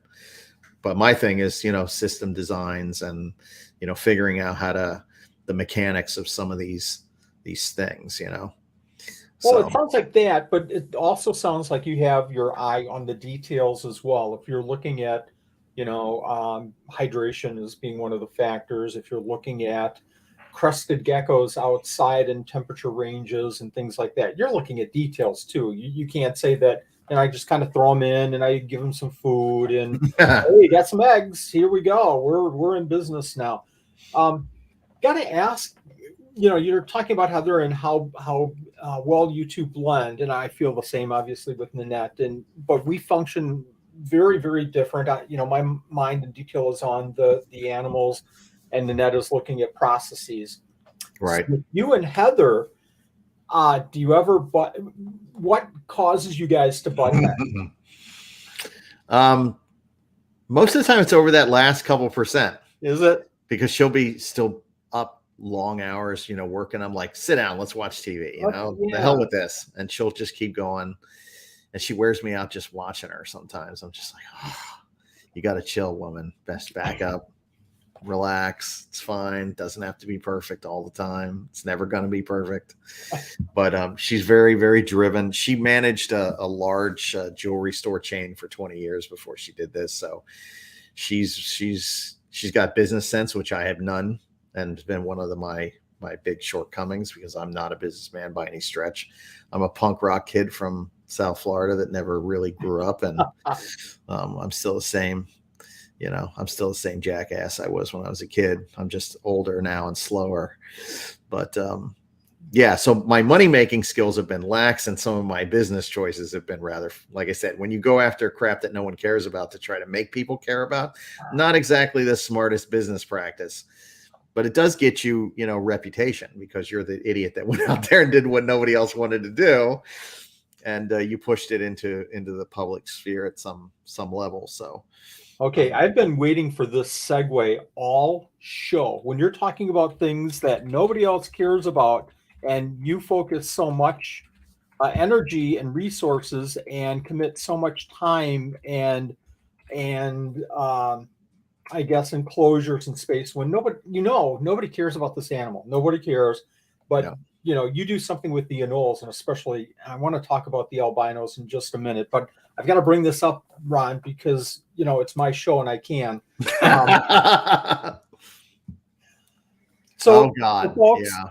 I know, and I know that you've been out of these animals for a long, long, long time. This is my favorite gecko, and I've kept some pretty cool stuff, but this is my favorite, and I'm going to show everybody why it's my favorite, because working with Paroedura picta for 15 years now or so, it's like, oh, I just see more triple stripe. I think this is going to be a triple stripe, or I see more red in it. But Ron and I talked, I don't know, about 2 months ago or so, a month and a half ago. And he goes, well, I haven't been in them, but I don't know if some of these color forms and traits are around anymore. But let me send you some pictures. I've seen lots of pictures of Paroedura picta, but I'm going to show you guys one coming up here that just, even thinking about it now, I'm starting to drool. So, anyways, this is a normal Paroedura picta, and this is my photo, so you can tell this is a normal. There's not much going on here, but it's still such a cool animal. So now we talk about these wide stripes, these bold stripes, and the color variety that we see on these. And look at that animal on the bottom. And I'm just going to flip through these real quick, Ron. If you have a comment about anyone, jump in. Yep. But now you compare the whites with the reds and the dark granite colors, and again, Paroedura picta come in at $15-20 at reptile shows. They're all wild caught, and they're either banded or there's a little bit of a stripe. And what do you want, a male or female? I don't care. $15. But then you work on these and work on these and work on these and see some of these colors popping out. Oh my God. And I tell you what, folks, wow. I can't. This is the photo. This just blows my mind because of the beautiful stripe, but the color is just incredible. So, it takes a lot of work. And Ron, I don't know if these are your picta, or I know you were working with some other people at the time. Okay, so all of these things that you've shown and all of the ones that I had were the product of a guy named Steve Moy. Okay. Who is probably one of those people that should be known because of all the work that he's done over 40 years on geckos, particularly leopard geckos. But he, about 20 years ago, he took a job as the manager of Reptile Industries, which is Mark Bell's operation down in Naples. It's one of the largest reptile breeding facilities in the entire world. So he took on this job, and then at some point his personal achievements and work kind of got put to the wayside. But he always loved these things. Steve is a hardcore guppy guy. And so Steve used to look at Paradura picta as the guppy of the geckos. Yes. They had all of the same kind of attributes, if you imagine the translation.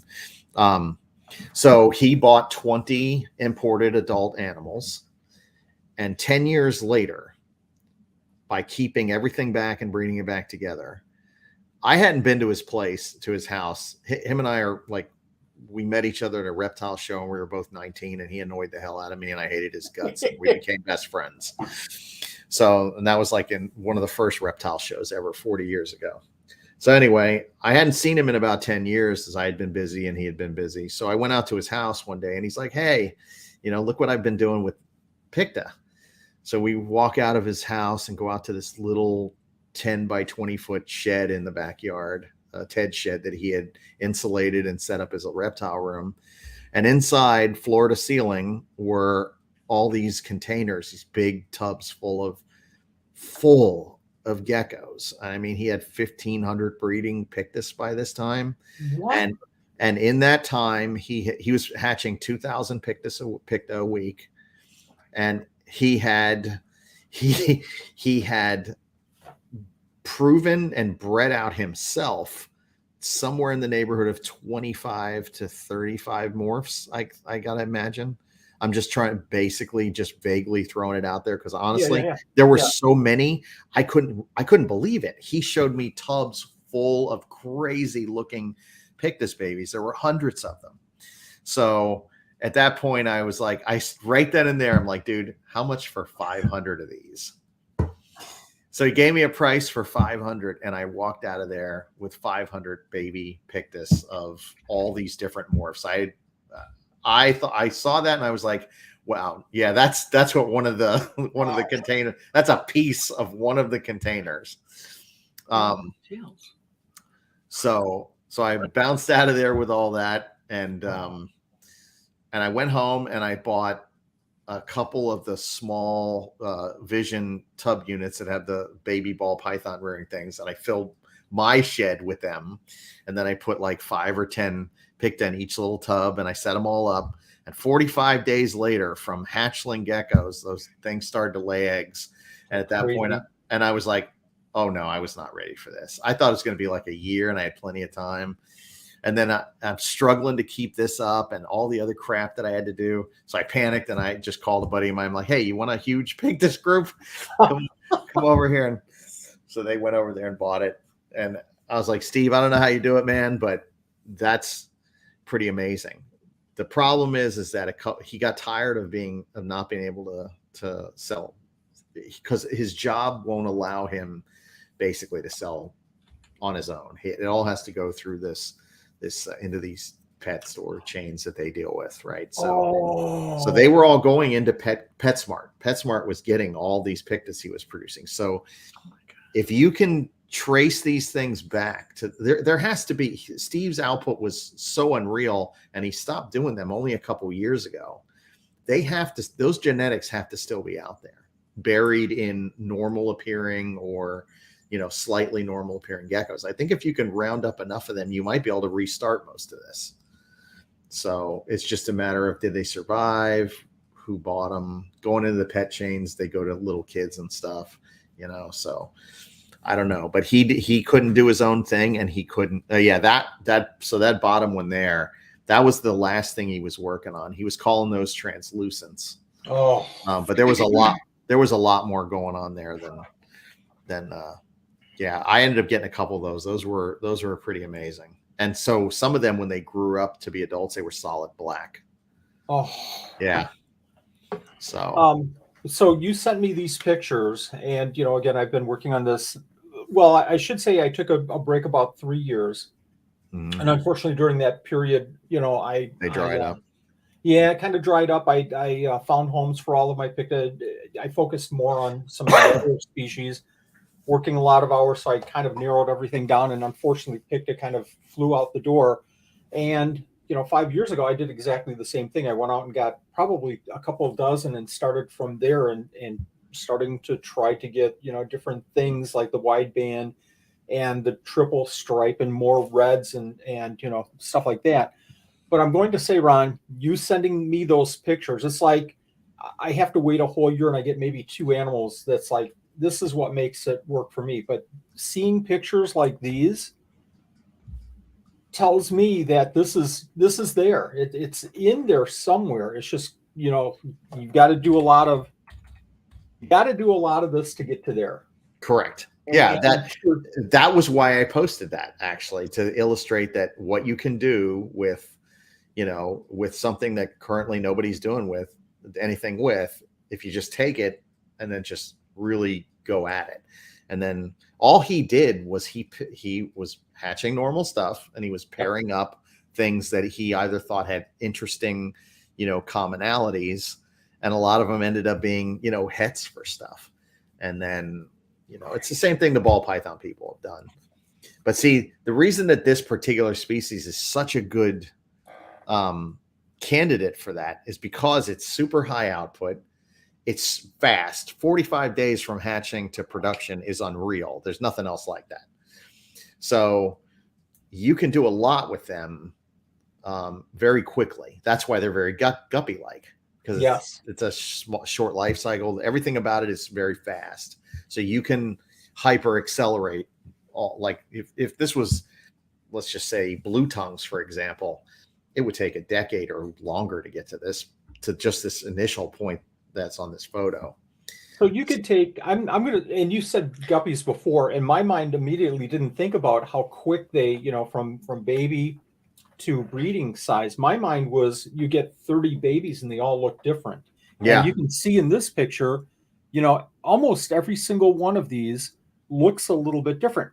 Yep. You can take an animal like this one in the far lower left-hand side with that stripe. That's very different.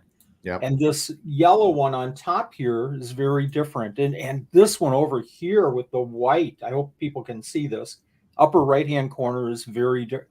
All of these have something going on, but this might have been from maybe 2 or 3 or 4 pairs and getting all this variety. That's what we're lucky enough to do a lot of reptile shows. So I'm moving a lot of Paroedura picta to families that are looking for their very first animal. And I just feel like this is maybe a as good or maybe a better option than some leopard geckos as an option. Oh yeah, for sure. Families.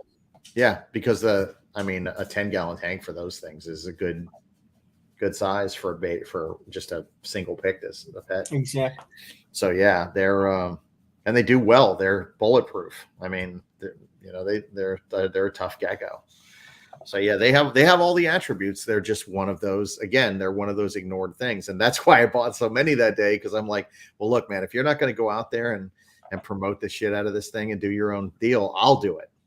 So sell me 500 of the ones that, and he let me pick them out. And I remember thinking, oh, this is great. And then on the way home, like, I just bought 500 of something. 500.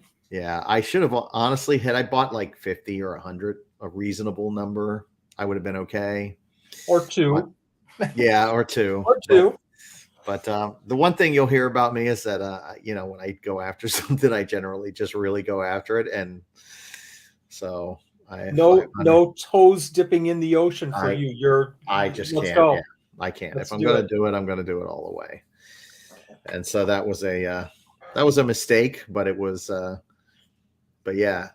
So that's why I posted that, though. That was just to illustrate that this is what's possible with dedication and, and thoughtful breeding practices. He thought about every aspect of that. Like, I was shocked. I'll still never forget. He opened up that building and I was just like, dude, what the hell? It was like, it was like running to find an ET was locked away somewhere and building a spaceship to get.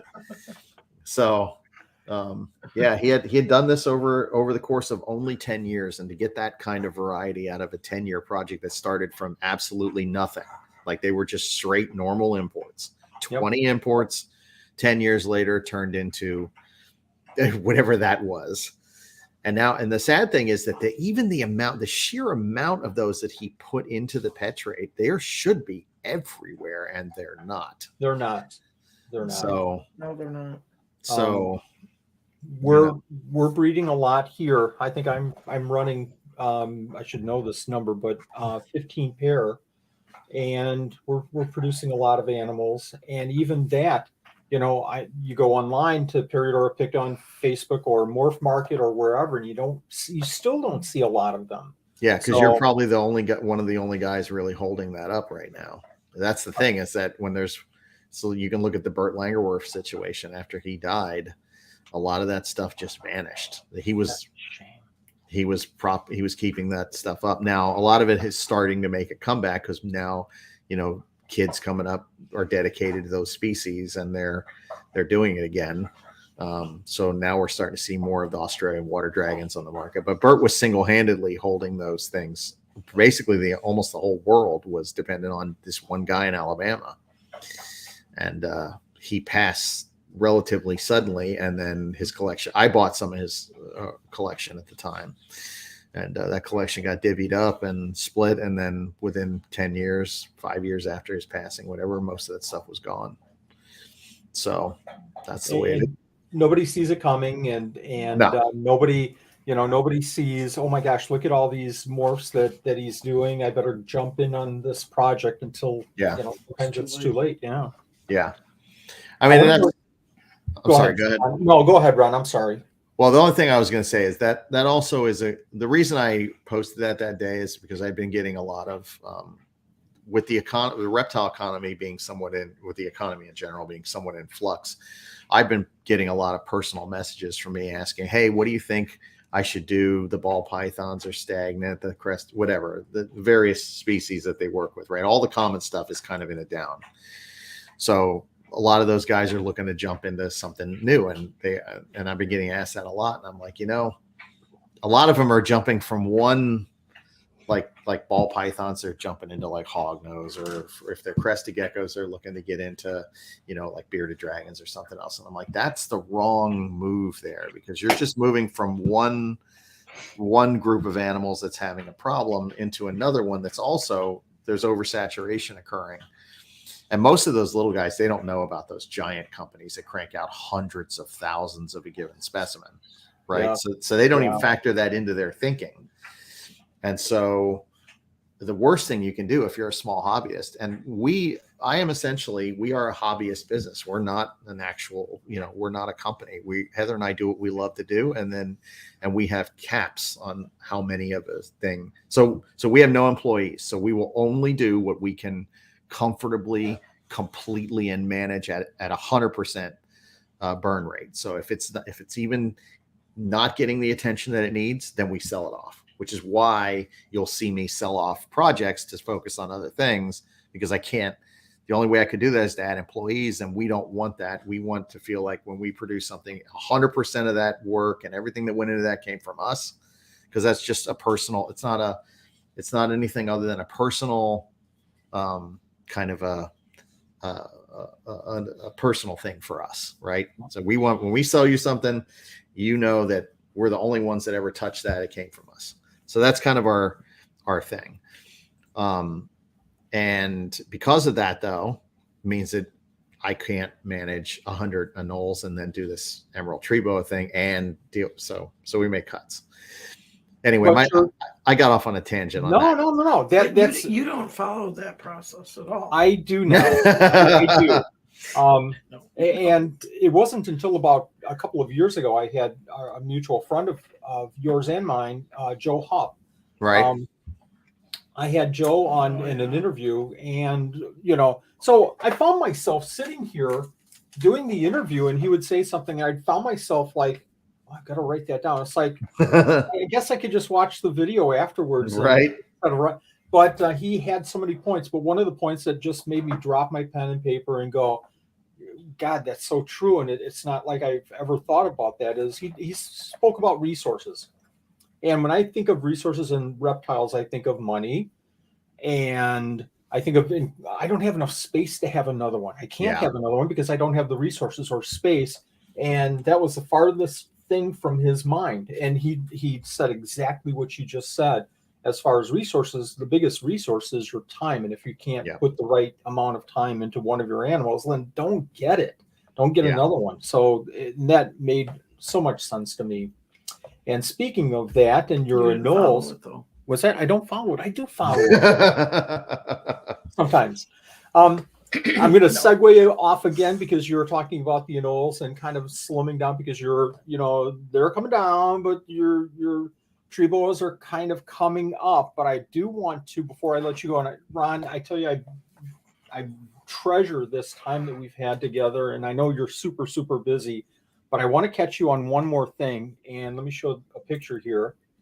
We've seen it before, but I want to hear kind of a little bit of this story with this guy. I'm assuming that this is the old one, right? This is probably your first one, or is this one of the? No. So Okay. so this animal actually has a pretty deep history with herpetoculture. So it kind of comes back to this. So in 2014, a chondro breeder that I know named Ian Bissell walked out in his backyard and was watering a plant in his yard in Palm Beach. And the father of this thing, which looked exactly like it, crawled out of the pot, hatched right in front of him, crawled out of the pot on the tree, and he caught it. And he called, and he ended up contacting me through, he got a hold of me, and he's like, dude, I think I just found an albino anole, but it's different than your albinos. Because by this time, I had already been working on albinos for a year. This thing I called the Bissell. I named it after him. I immediately went over there. I traded him a giant hot box incubator for it. I had these big hot boxes sitting around I didn't need anymore, and he needed those, and he had this thing. So I'm like, all right. I was like, I'll give you cash or I'll give you this hot box. So he took the hot box.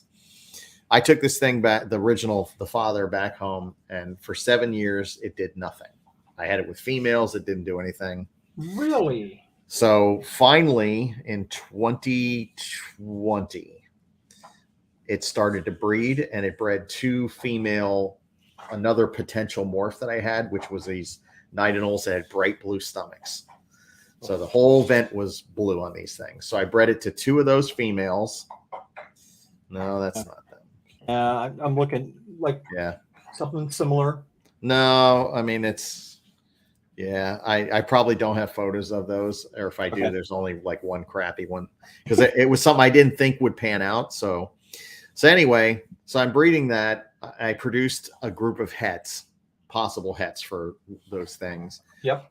And then this year, before I could prove it out, I sold the group to David Eldian at Eclectic Reptile.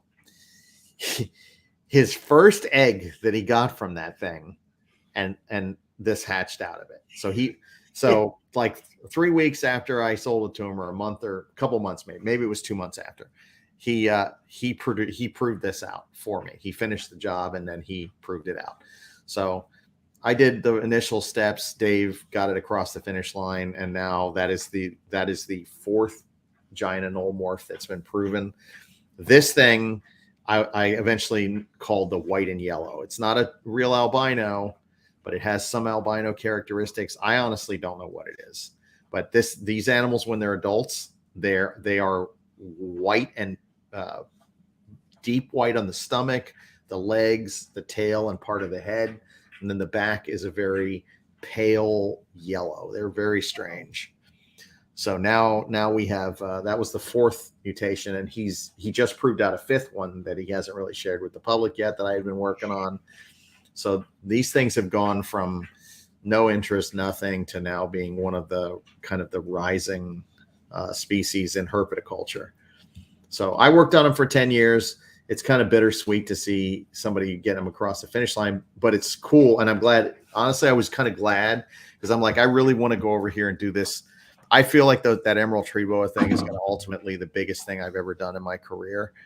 And to have the chance to do that, especially, that's something I could see myself not having a 10-year cycle. I could see myself doing those things 20, 25 years if I'm still above ground. So, I expect that to be my thing going forward. But yeah, he just did it. No, that. So we're looking at this. No, I'm looking at the picture, not showing it. So let me show it. We're looking at this. You said that it might be an albino. Could this be? And I don't know if everybody understands the whole. Frank saying leucistic. I don't know if everybody understands the whole T plus T minus in like a sentence or two. Ron, do you want to kind of explain what that is? Well, yeah. So the first two the first two morphs of these things that I did prove out were T negative and T positive albinos. I did that back in the early teen 20s. The T positives are basically, they have a ruby red eye. They have a lot of goldish brown modeling on them. they're clearly albinos. They're bright yellow, but they retain some color. So it doesn't show as actual, like black pigmenting or anything. Instead, it's like a golden brown. The T negatives are completely bright yellow, light pink eyes, all of the standard AML trappings that you would expect. This thing, and I initially, I thought about the leucistic part, but I've since then changed my mind on that, because generally leucism results in no color at all. You usually get a solid white thing. Now there may be some variation in there, but this thing, I mean, this thing even retains some green. You can see it there in the photo around the lips, which none of the albinos have any green at all. Well, let me take that back. Really? Some of the T negatives can have latent amounts of a very small amount of green on them, but not like this thing. This thing has some green. It has, it has a lot of real white on it, which none of the other albino forms have. The eye is it's not normal, but I wouldn't classify it as red, but it could be just a dark ruby. I honestly don't know. I didn't know what to make of it then, and I still don't know what to make of it now. That's why I've kind of gotten away from assigning hard, fast names to things now, because the morphs, there's always a group or a person that'll split hairs over it, and they're like, well, no, it doesn't fall into this category because of this. And a lot of these morphs are hard to categorize. Like they're difficult to put in a box. Like, humans create a box for everything, and they want everything to fit neatly in the box. Yep. This thing does not fit into any box currently that we, so, I mean, with the blue tongues, we're not following that at all. We're naming them ridiculous, crazy things. Like the new thing she just did we call them bubble gums. Yeah. They look like they pop bubble gum, and then the other people can assign whatever name to those, whatever description you think best fits. But you gave them the name. That's all they really need. Beyond that, it's simple recessive. This is how it works, and this is the name we've assigned to it. Hopefully people like it, or whatever, and it's catchy enough. You know how this thing works. There is the part of it where you got to have things that people will remember. If you give it a really terrible name, a lot of or not memorable name, then that hurts projects sometimes and the stuff. So what is the name of this right now? I'm pointing to the picture. I called it a Bacell. I was going to rename it as the white and yellow, which is after the white and yellow leopard gecko, obviously. I was just going to say, I don't like that name, so I'm going to take this picture and post it to the leopard gecko group after this talk, and I'm going to say, what should we call this leopard gecko keepers? You are such a snot. But yeah, I don't know what Dave so it's Dave's project now. I don't know what he's going to name it, if he has already or whatever, but yeah, and that guy is super, super hardcore about these giant anoles. He will carry this far into the future. Outstanding. So yeah, they're not going anywhere. I made sure that when I did sell the collection, that everyone that got pieces of it, or Dave got the majority of it, but other pieces went out. I made sure they went to people that would actually, continue them and were capable of keeping it going and doing it on, the way it needed to be done, so that they could get them out into the hands of lots of other hobbyists. I didn't want that whole, I mean, I had 10 years worth of my life sunk into that, so I didn't want that to just vanish. So I was somewhat cautious about where they went. Well, that's cool that they're going to somebody with such a passion. I wanted to kind of bring it full circle here. I wanted to bring this up again because you'd made a comment about the market and jumping into bearded dragons or something like that, and really looking for an animal that the market is ready for and can kind of jump into. And my gosh, these anoles, Ron, pretty cool, are just spectacular. Just amazing animals. Yeah, I mean, to be honest, the Paroedura are one of the best projects. Those things right there, that's one of the best projects I've ever had financially wise. I mean, we sell the hell out of those things, and they've held their value pretty well. But that animal, without any mutations, is a beautiful animal, and they're unbelievably variable. They're actually kind of the chondropython of lizards because they're all beautiful and they're extremely variable. So I've already started dividing these into basically a super yellow group like that animal pictured, and then another group of animals that's much higher blue, has a lot more blue. Now that animal's not fired, and when it's fired up, it's bright blue and bright yellow. Oh, wow. So, but we have other ones that you can reverse the colors on that. So they're about 80% blue instead of yellow with smaller amounts. So I've split them into that. And then, you know, but they have the same issue chondros have, right? Chondropythons born, they're all yellow or red. You don't know what they're going to look like. You got to grow them out. These guys are all born green. They're normal. You got to grow them out for about 6 months. And then you start to see what they look at. But that's actually what they're going to look like. But that's actually a really good thing because that opens up for small hobbyists. Yeah. First of all, the big box places, they're not going to grow them things out. No. So, but if you're a small dedicated hobbyist, you can grow these out. Once they start to color up, now you can grade them and sell them accordingly. You know, you can get 2 or 3 times what just a standard one looks like if it's really amazing. Like I would pay that. Like if, you know, and I do, when we want stuff for ourselves, you know, I'll pay whatever I got to get something that I think is like super amazing. So these guys have that. And that's a really good thing because a lot of animals don't. Like a lot of things. It's not all about business. I mean, but if you're raising animals, you know, I'm going to speak for myself. I have my passion animals. I love my Paroedura picta. And I love some of the rarer geckos that I keep. And I keep crested geckos so that I can buy more rare geckos. So crested geckos are keeping us going, gargoyle geckos and so on. So it is kind of a business, but it's kind of not for me personally. But when we talk about an animal like this, the market is sky high. The only problem, I'm going to say this so sarcastically, I hope you get it. The problem with these are that they're so difficult to keep, right? Oh yeah, they're super hard, man. They're basically a crested gecko that needs a bigger tank with UV and really, yeah. I mean, they eat the same things. They live just fine on the paste. I feed them a lot of Repashy.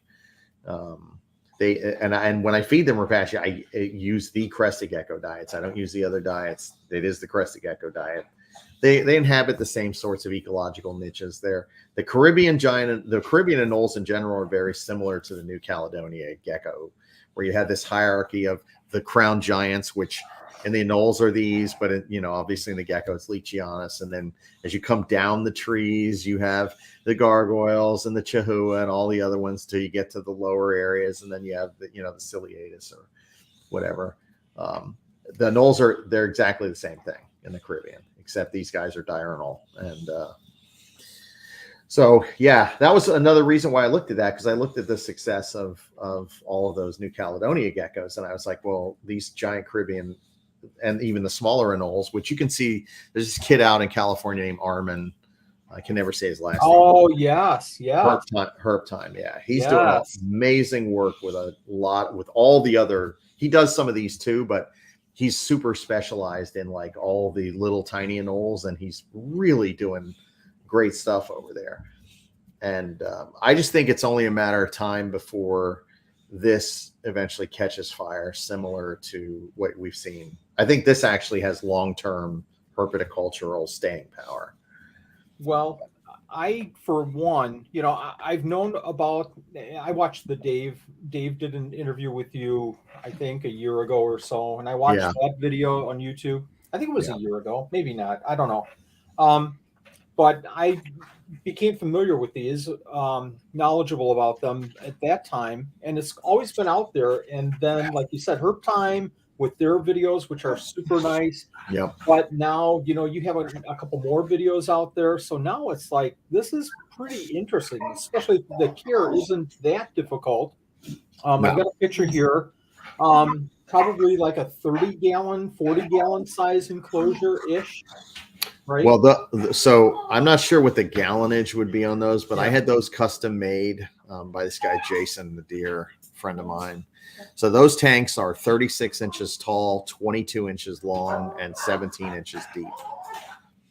So they're made to house 2 of them perfectly on those baker racks that they're sitting on, the ones you get at Home Depot. Yep. That is sufficient for an adult pair. So you can keep an adult pair of those geckos in those. I don't know if you can hear my bulldog just rolling around, making all kind of noise. Want some attention. That thing. Yeah, and that's what I had those initially built for. That was going to be my indoor expansion. There's 50 units of those, and they have, like, you can see the mister hose cuts in them. So I was eventually going to run like an automated misting system on those. Wow. But yeah, that's an indoor. That's the perfect size for indoor giant anole keeping. Because the giant anoles, they need a little bit more space. They do go up and down so they're not quite as like sedentary, like a Leachianus kind of just hang in one spot for a long time. And at least the ones that I've kept, they don't really run around a lot. From the little exposure I had with the videos, of course, they seemed very, you're not going to pick them up and handle them and let them run on your arms and everything, but you can open up the enclosure and they're going to be attentive and they're going to recognize you and maybe look for food or whatever, not like a lychee sit and a gargoyle or a crusted sitting on the branch, just kind of like, I'll get it when I'm ready. Right. Yeah, they're very interactive, but they're not really pets. They're more like fish that you can interact with, and that dog, I swear. Do you mind? Cut it out. Sorry guys. No, that's all right. It sounds funny. That is a 1-year-old bulldog that is a nut. But anyway, now just looking for some attention. Yeah, now it's going to go off to harass the Yorkie.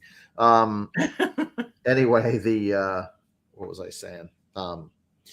Yeah, they're very amenable to captivity. They do well. They'll drink off of spray. They're smart enough to drink off of the size of tanks, and they do best though. I found if you soak them at night, leave them dry out, leave them to be in the water all night, so they can hydrate properly, and then you let them dry out all day, and then you repeat the cycle because they're mostly dew drinkers and raindrop drinkers. But you don't need to simulate rain on them to really keep them going. And they eat the paste food. They eat primarily fruit, like about 80% of their diet we feed them is just whatever seasonal fruits available. Just maintain it in the cages at all times. But you could cut that part out by just using Repashy as well, or Pangea or whatever. Don't have room. I was going to say they'll do fine with dubias as far as a feeder insect. Yeah, I can see your mind turning. No, they'll pretty much plow anything they can shove in their mouth if you offer it. I honestly, the only really insect part of their diet I feed them these days is hornworms, and that's twice a month. So hornworms are just easy to deal with, and yep, that's Shaver. I can't believe he's watching. Anyway, he's a friend of mine. That's cool. Where was I going with that before Shaver so rudely interrupted? Feeding on the dubias and just not a hornworms are not a real requirement. Yeah. I like the hornworms. I found that the hornworm addition. So I only feed them the hornworms in the summertime, and I found that juicing them up with big fat, completely filled out massive hornworms really translates into an egg a week. Wow. So it pretty much I went from getting like an egg every 2 to 3 weeks, and I'm gonna kill him tomorrow. And then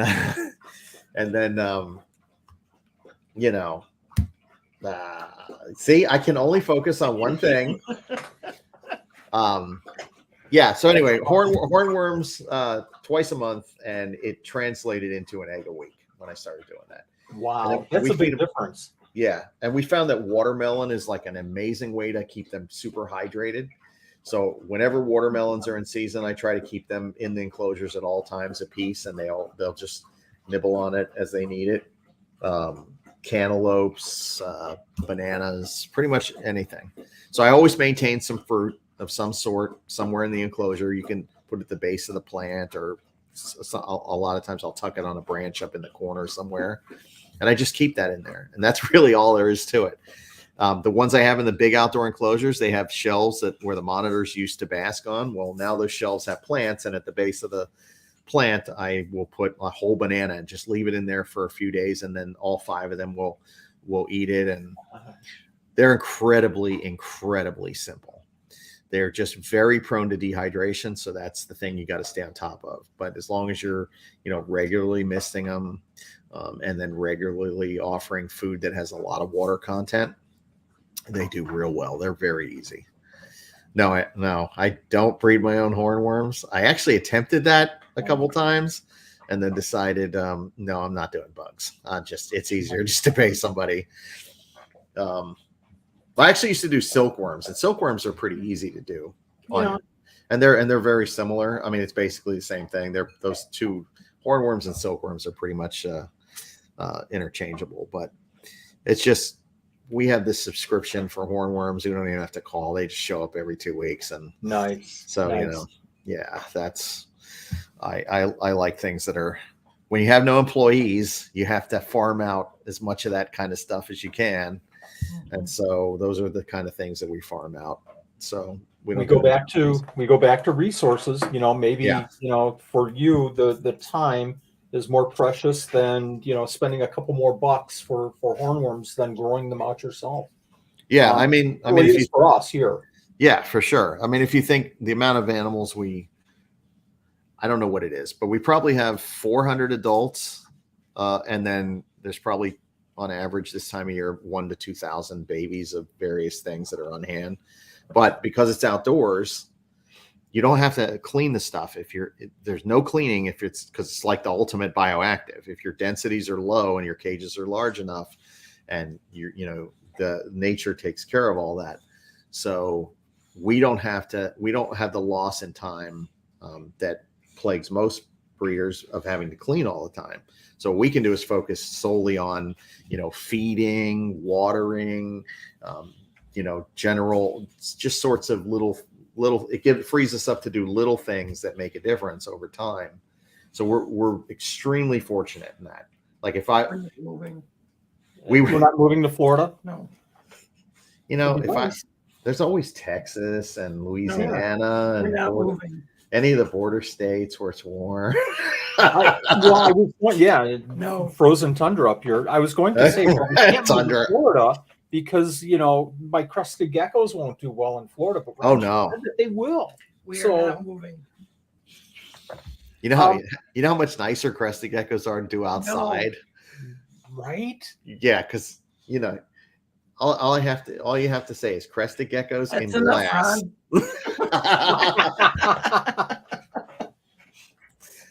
No, that's I'm going to show this again because I've taken a lot of your time tonight, and I know you have tons and tons and tons of other stuff to do. I want to wish you the very, very best with this project, and I appreciate that, man. Where it takes you, because you can just see the passion you have for these animals, and you can see the passion that you have for specific projects, and it's just fun. It's fun for me being a part of this reptile community to see that from other keepers. And there's so many great other people in this hobby. But it's been a pleasure to meet you, Ron. It's been years and years, and I don't know how we haven't crossed paths before, but yeah, for sure. It's been my pleasure and my fortune to have you on the show tonight. Emily is saying, Ron, have you had any issues with the law enforcement or fish and wildlife since you lived in Florida? No, thankfully,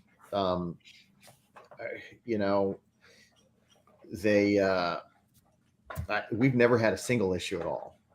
But we also, when they go to, I was working on tegus again as they were going through the ban, and as soon as I saw they were intending on banning them, we went ahead and liquidated everything of the tegus, because I was like, okay, well, the state doesn't want them here, and even if they don't even if they don't get the ban passed, then they're going to be, probably constantly coming out here to check on them and stuff like that. And I just don't want any sort of adversarial relationship with that. So, it was but in our case, that was an easy decision. We only had 10 tegus. It was something I was just kind of doing on the side. If I was a hardcore tegu guy, like I was in the early 2000s, and I had 250 of them, yeah, I would have had a big problem with that. So we support all of USARK and USARK Florida. So we donate every year as much as we can, because that's the only thing that's keeping a lot of this stuff at bay. But at the same time, though, I'm not going to fight with the state over stuff personally. So if it's just they don't want it here, that's fine. My interests are so broad, and I have, I know that there's pretty much, I'm not chained to any one thing. So I can freely, this company actually is built around that. We're very light. We can change on a dime. So if we decide tomorrow, even though both her and I have been propped up by like you with the crested geckos, we've been propped up by bearded dragons. Bearded dragons have allowed me to do all this crazy stuff because they guaranteed to pay the bills. And I've been doing those since 1988. She's been doing them since like 2000, I think. Wow. And they propped, they let you, because they're guaranteed, for the most part, they're guaranteed sales every year. You can say, okay, I'm going to make this amount off of this, and then that pays all my bills, and then I can go do this crazy stuff that no one else thinks is a good idea. And if it fails, okay, well, at least I won't be living under a bridge, because the bearded dragons are keeping me from having to move under that bridge. So yeah, same here with the crested geckos. Exactly the same thing. Yeah, everybody needs that. If you're doing this for a living, or you want to make it your career, you have to have that one easy to sell base thing that you're guaranteed every year to get X amount, and that's your safety net. It's your weekly paycheck. So it's fun to diversify and have other species, but just like you said, you have to have something going that can bring in the money so that you can get those rare geckos and some of the animals that you're working with. Ron, I've had a blast, and we talked 5 or 10 minutes on Paradura picta, and I talked to Jim Stoflug last week about this. I kind of kidded with him, and I said, Ron's coming on the show, and it's going to be like, those picta are so cool, Ron, and then it's going to be like, now what do I talk to him about? Because I don't know anything about snakes, but I'm going to take this information and use some of it that you've shared with us here, but I'm also going to go off and I'm going to do some research on some of the animals, like I'm going to say it wrong, agame. The xenogamas? Yes, agamas, and do more research on them. They're just this big, Nanette. Yeah, I have the resources for them. And maybe a pair of anoles, because those look really cool. Really super cool. You going to be at Tinley? I will be there Thursday. Saturday or Sunday. He's not going to Tinley, no. Oh man, you got to go to Tinley, dude. I know. We go every single year. This is a kind of a different year for us, so I'll probably go because of your schedule too. I'll probably go Thursday and probably come back Thursday night. I'm picking up some animals, and so the animals that I'm getting, I don't know if I'm going to find anything else Saturday or Sunday, and I'll talk to the same people that I would have wanted to Saturday or Sunday. Yeah, for sure. But I know I kind of miss the networking too, but there's always next year. But yeah, man, it's been a blast. Yeah, this was good, man. This was definitely we filled over 2 hours. So oh my gosh, I wasn't going to keep you here longer than like an hour and a half. Oh no. You tell everybody that every to everybody, and then I start blabbing. And I was impressed with the fact that you weren't still talking when I walked in 10-15 minutes late, and he was actually on, because normally the poor guest is in that back room forever. I have done these that have gone over 4 hours, and we could have kept going. So yeah, I'm good. All right, you don't have to worry about that. So I appreciate that, and again, I feel very fortunate to have you on our show and have everybody listen to the amazing stories and amazing information. We need to do this more as a community, share some stories like this. And I appreciate the Oh, yeah, great for time, sure. Aaron. I Yeah, really no, do. it was a You lot gotta of have fun, him dude. back to find out how his snake project goes. Yeah, go. absolutely. Absolutely. Yeah, anytime you want to listen to my hot air, man, feel free to hit me up and I'll be here for sure. Yeah. I do a lot of podcasts, so for sure. I've been listening to quite a few of them. They're very interesting. I appreciate them. That's my preferred way to get my stuff out is to do podcasts rather than pay for advertising and do anything else. I just go on here and run my mouth for a couple hours and try not to bore everybody. So No, I don't think there's any boredom at all from anybody. So thank you very much again. I appreciate it, guys. Have a good All right. evening. Good All night. right, you guys have a good night. Nice Yep, meeting thanks. Thank you. You too. Bye-bye.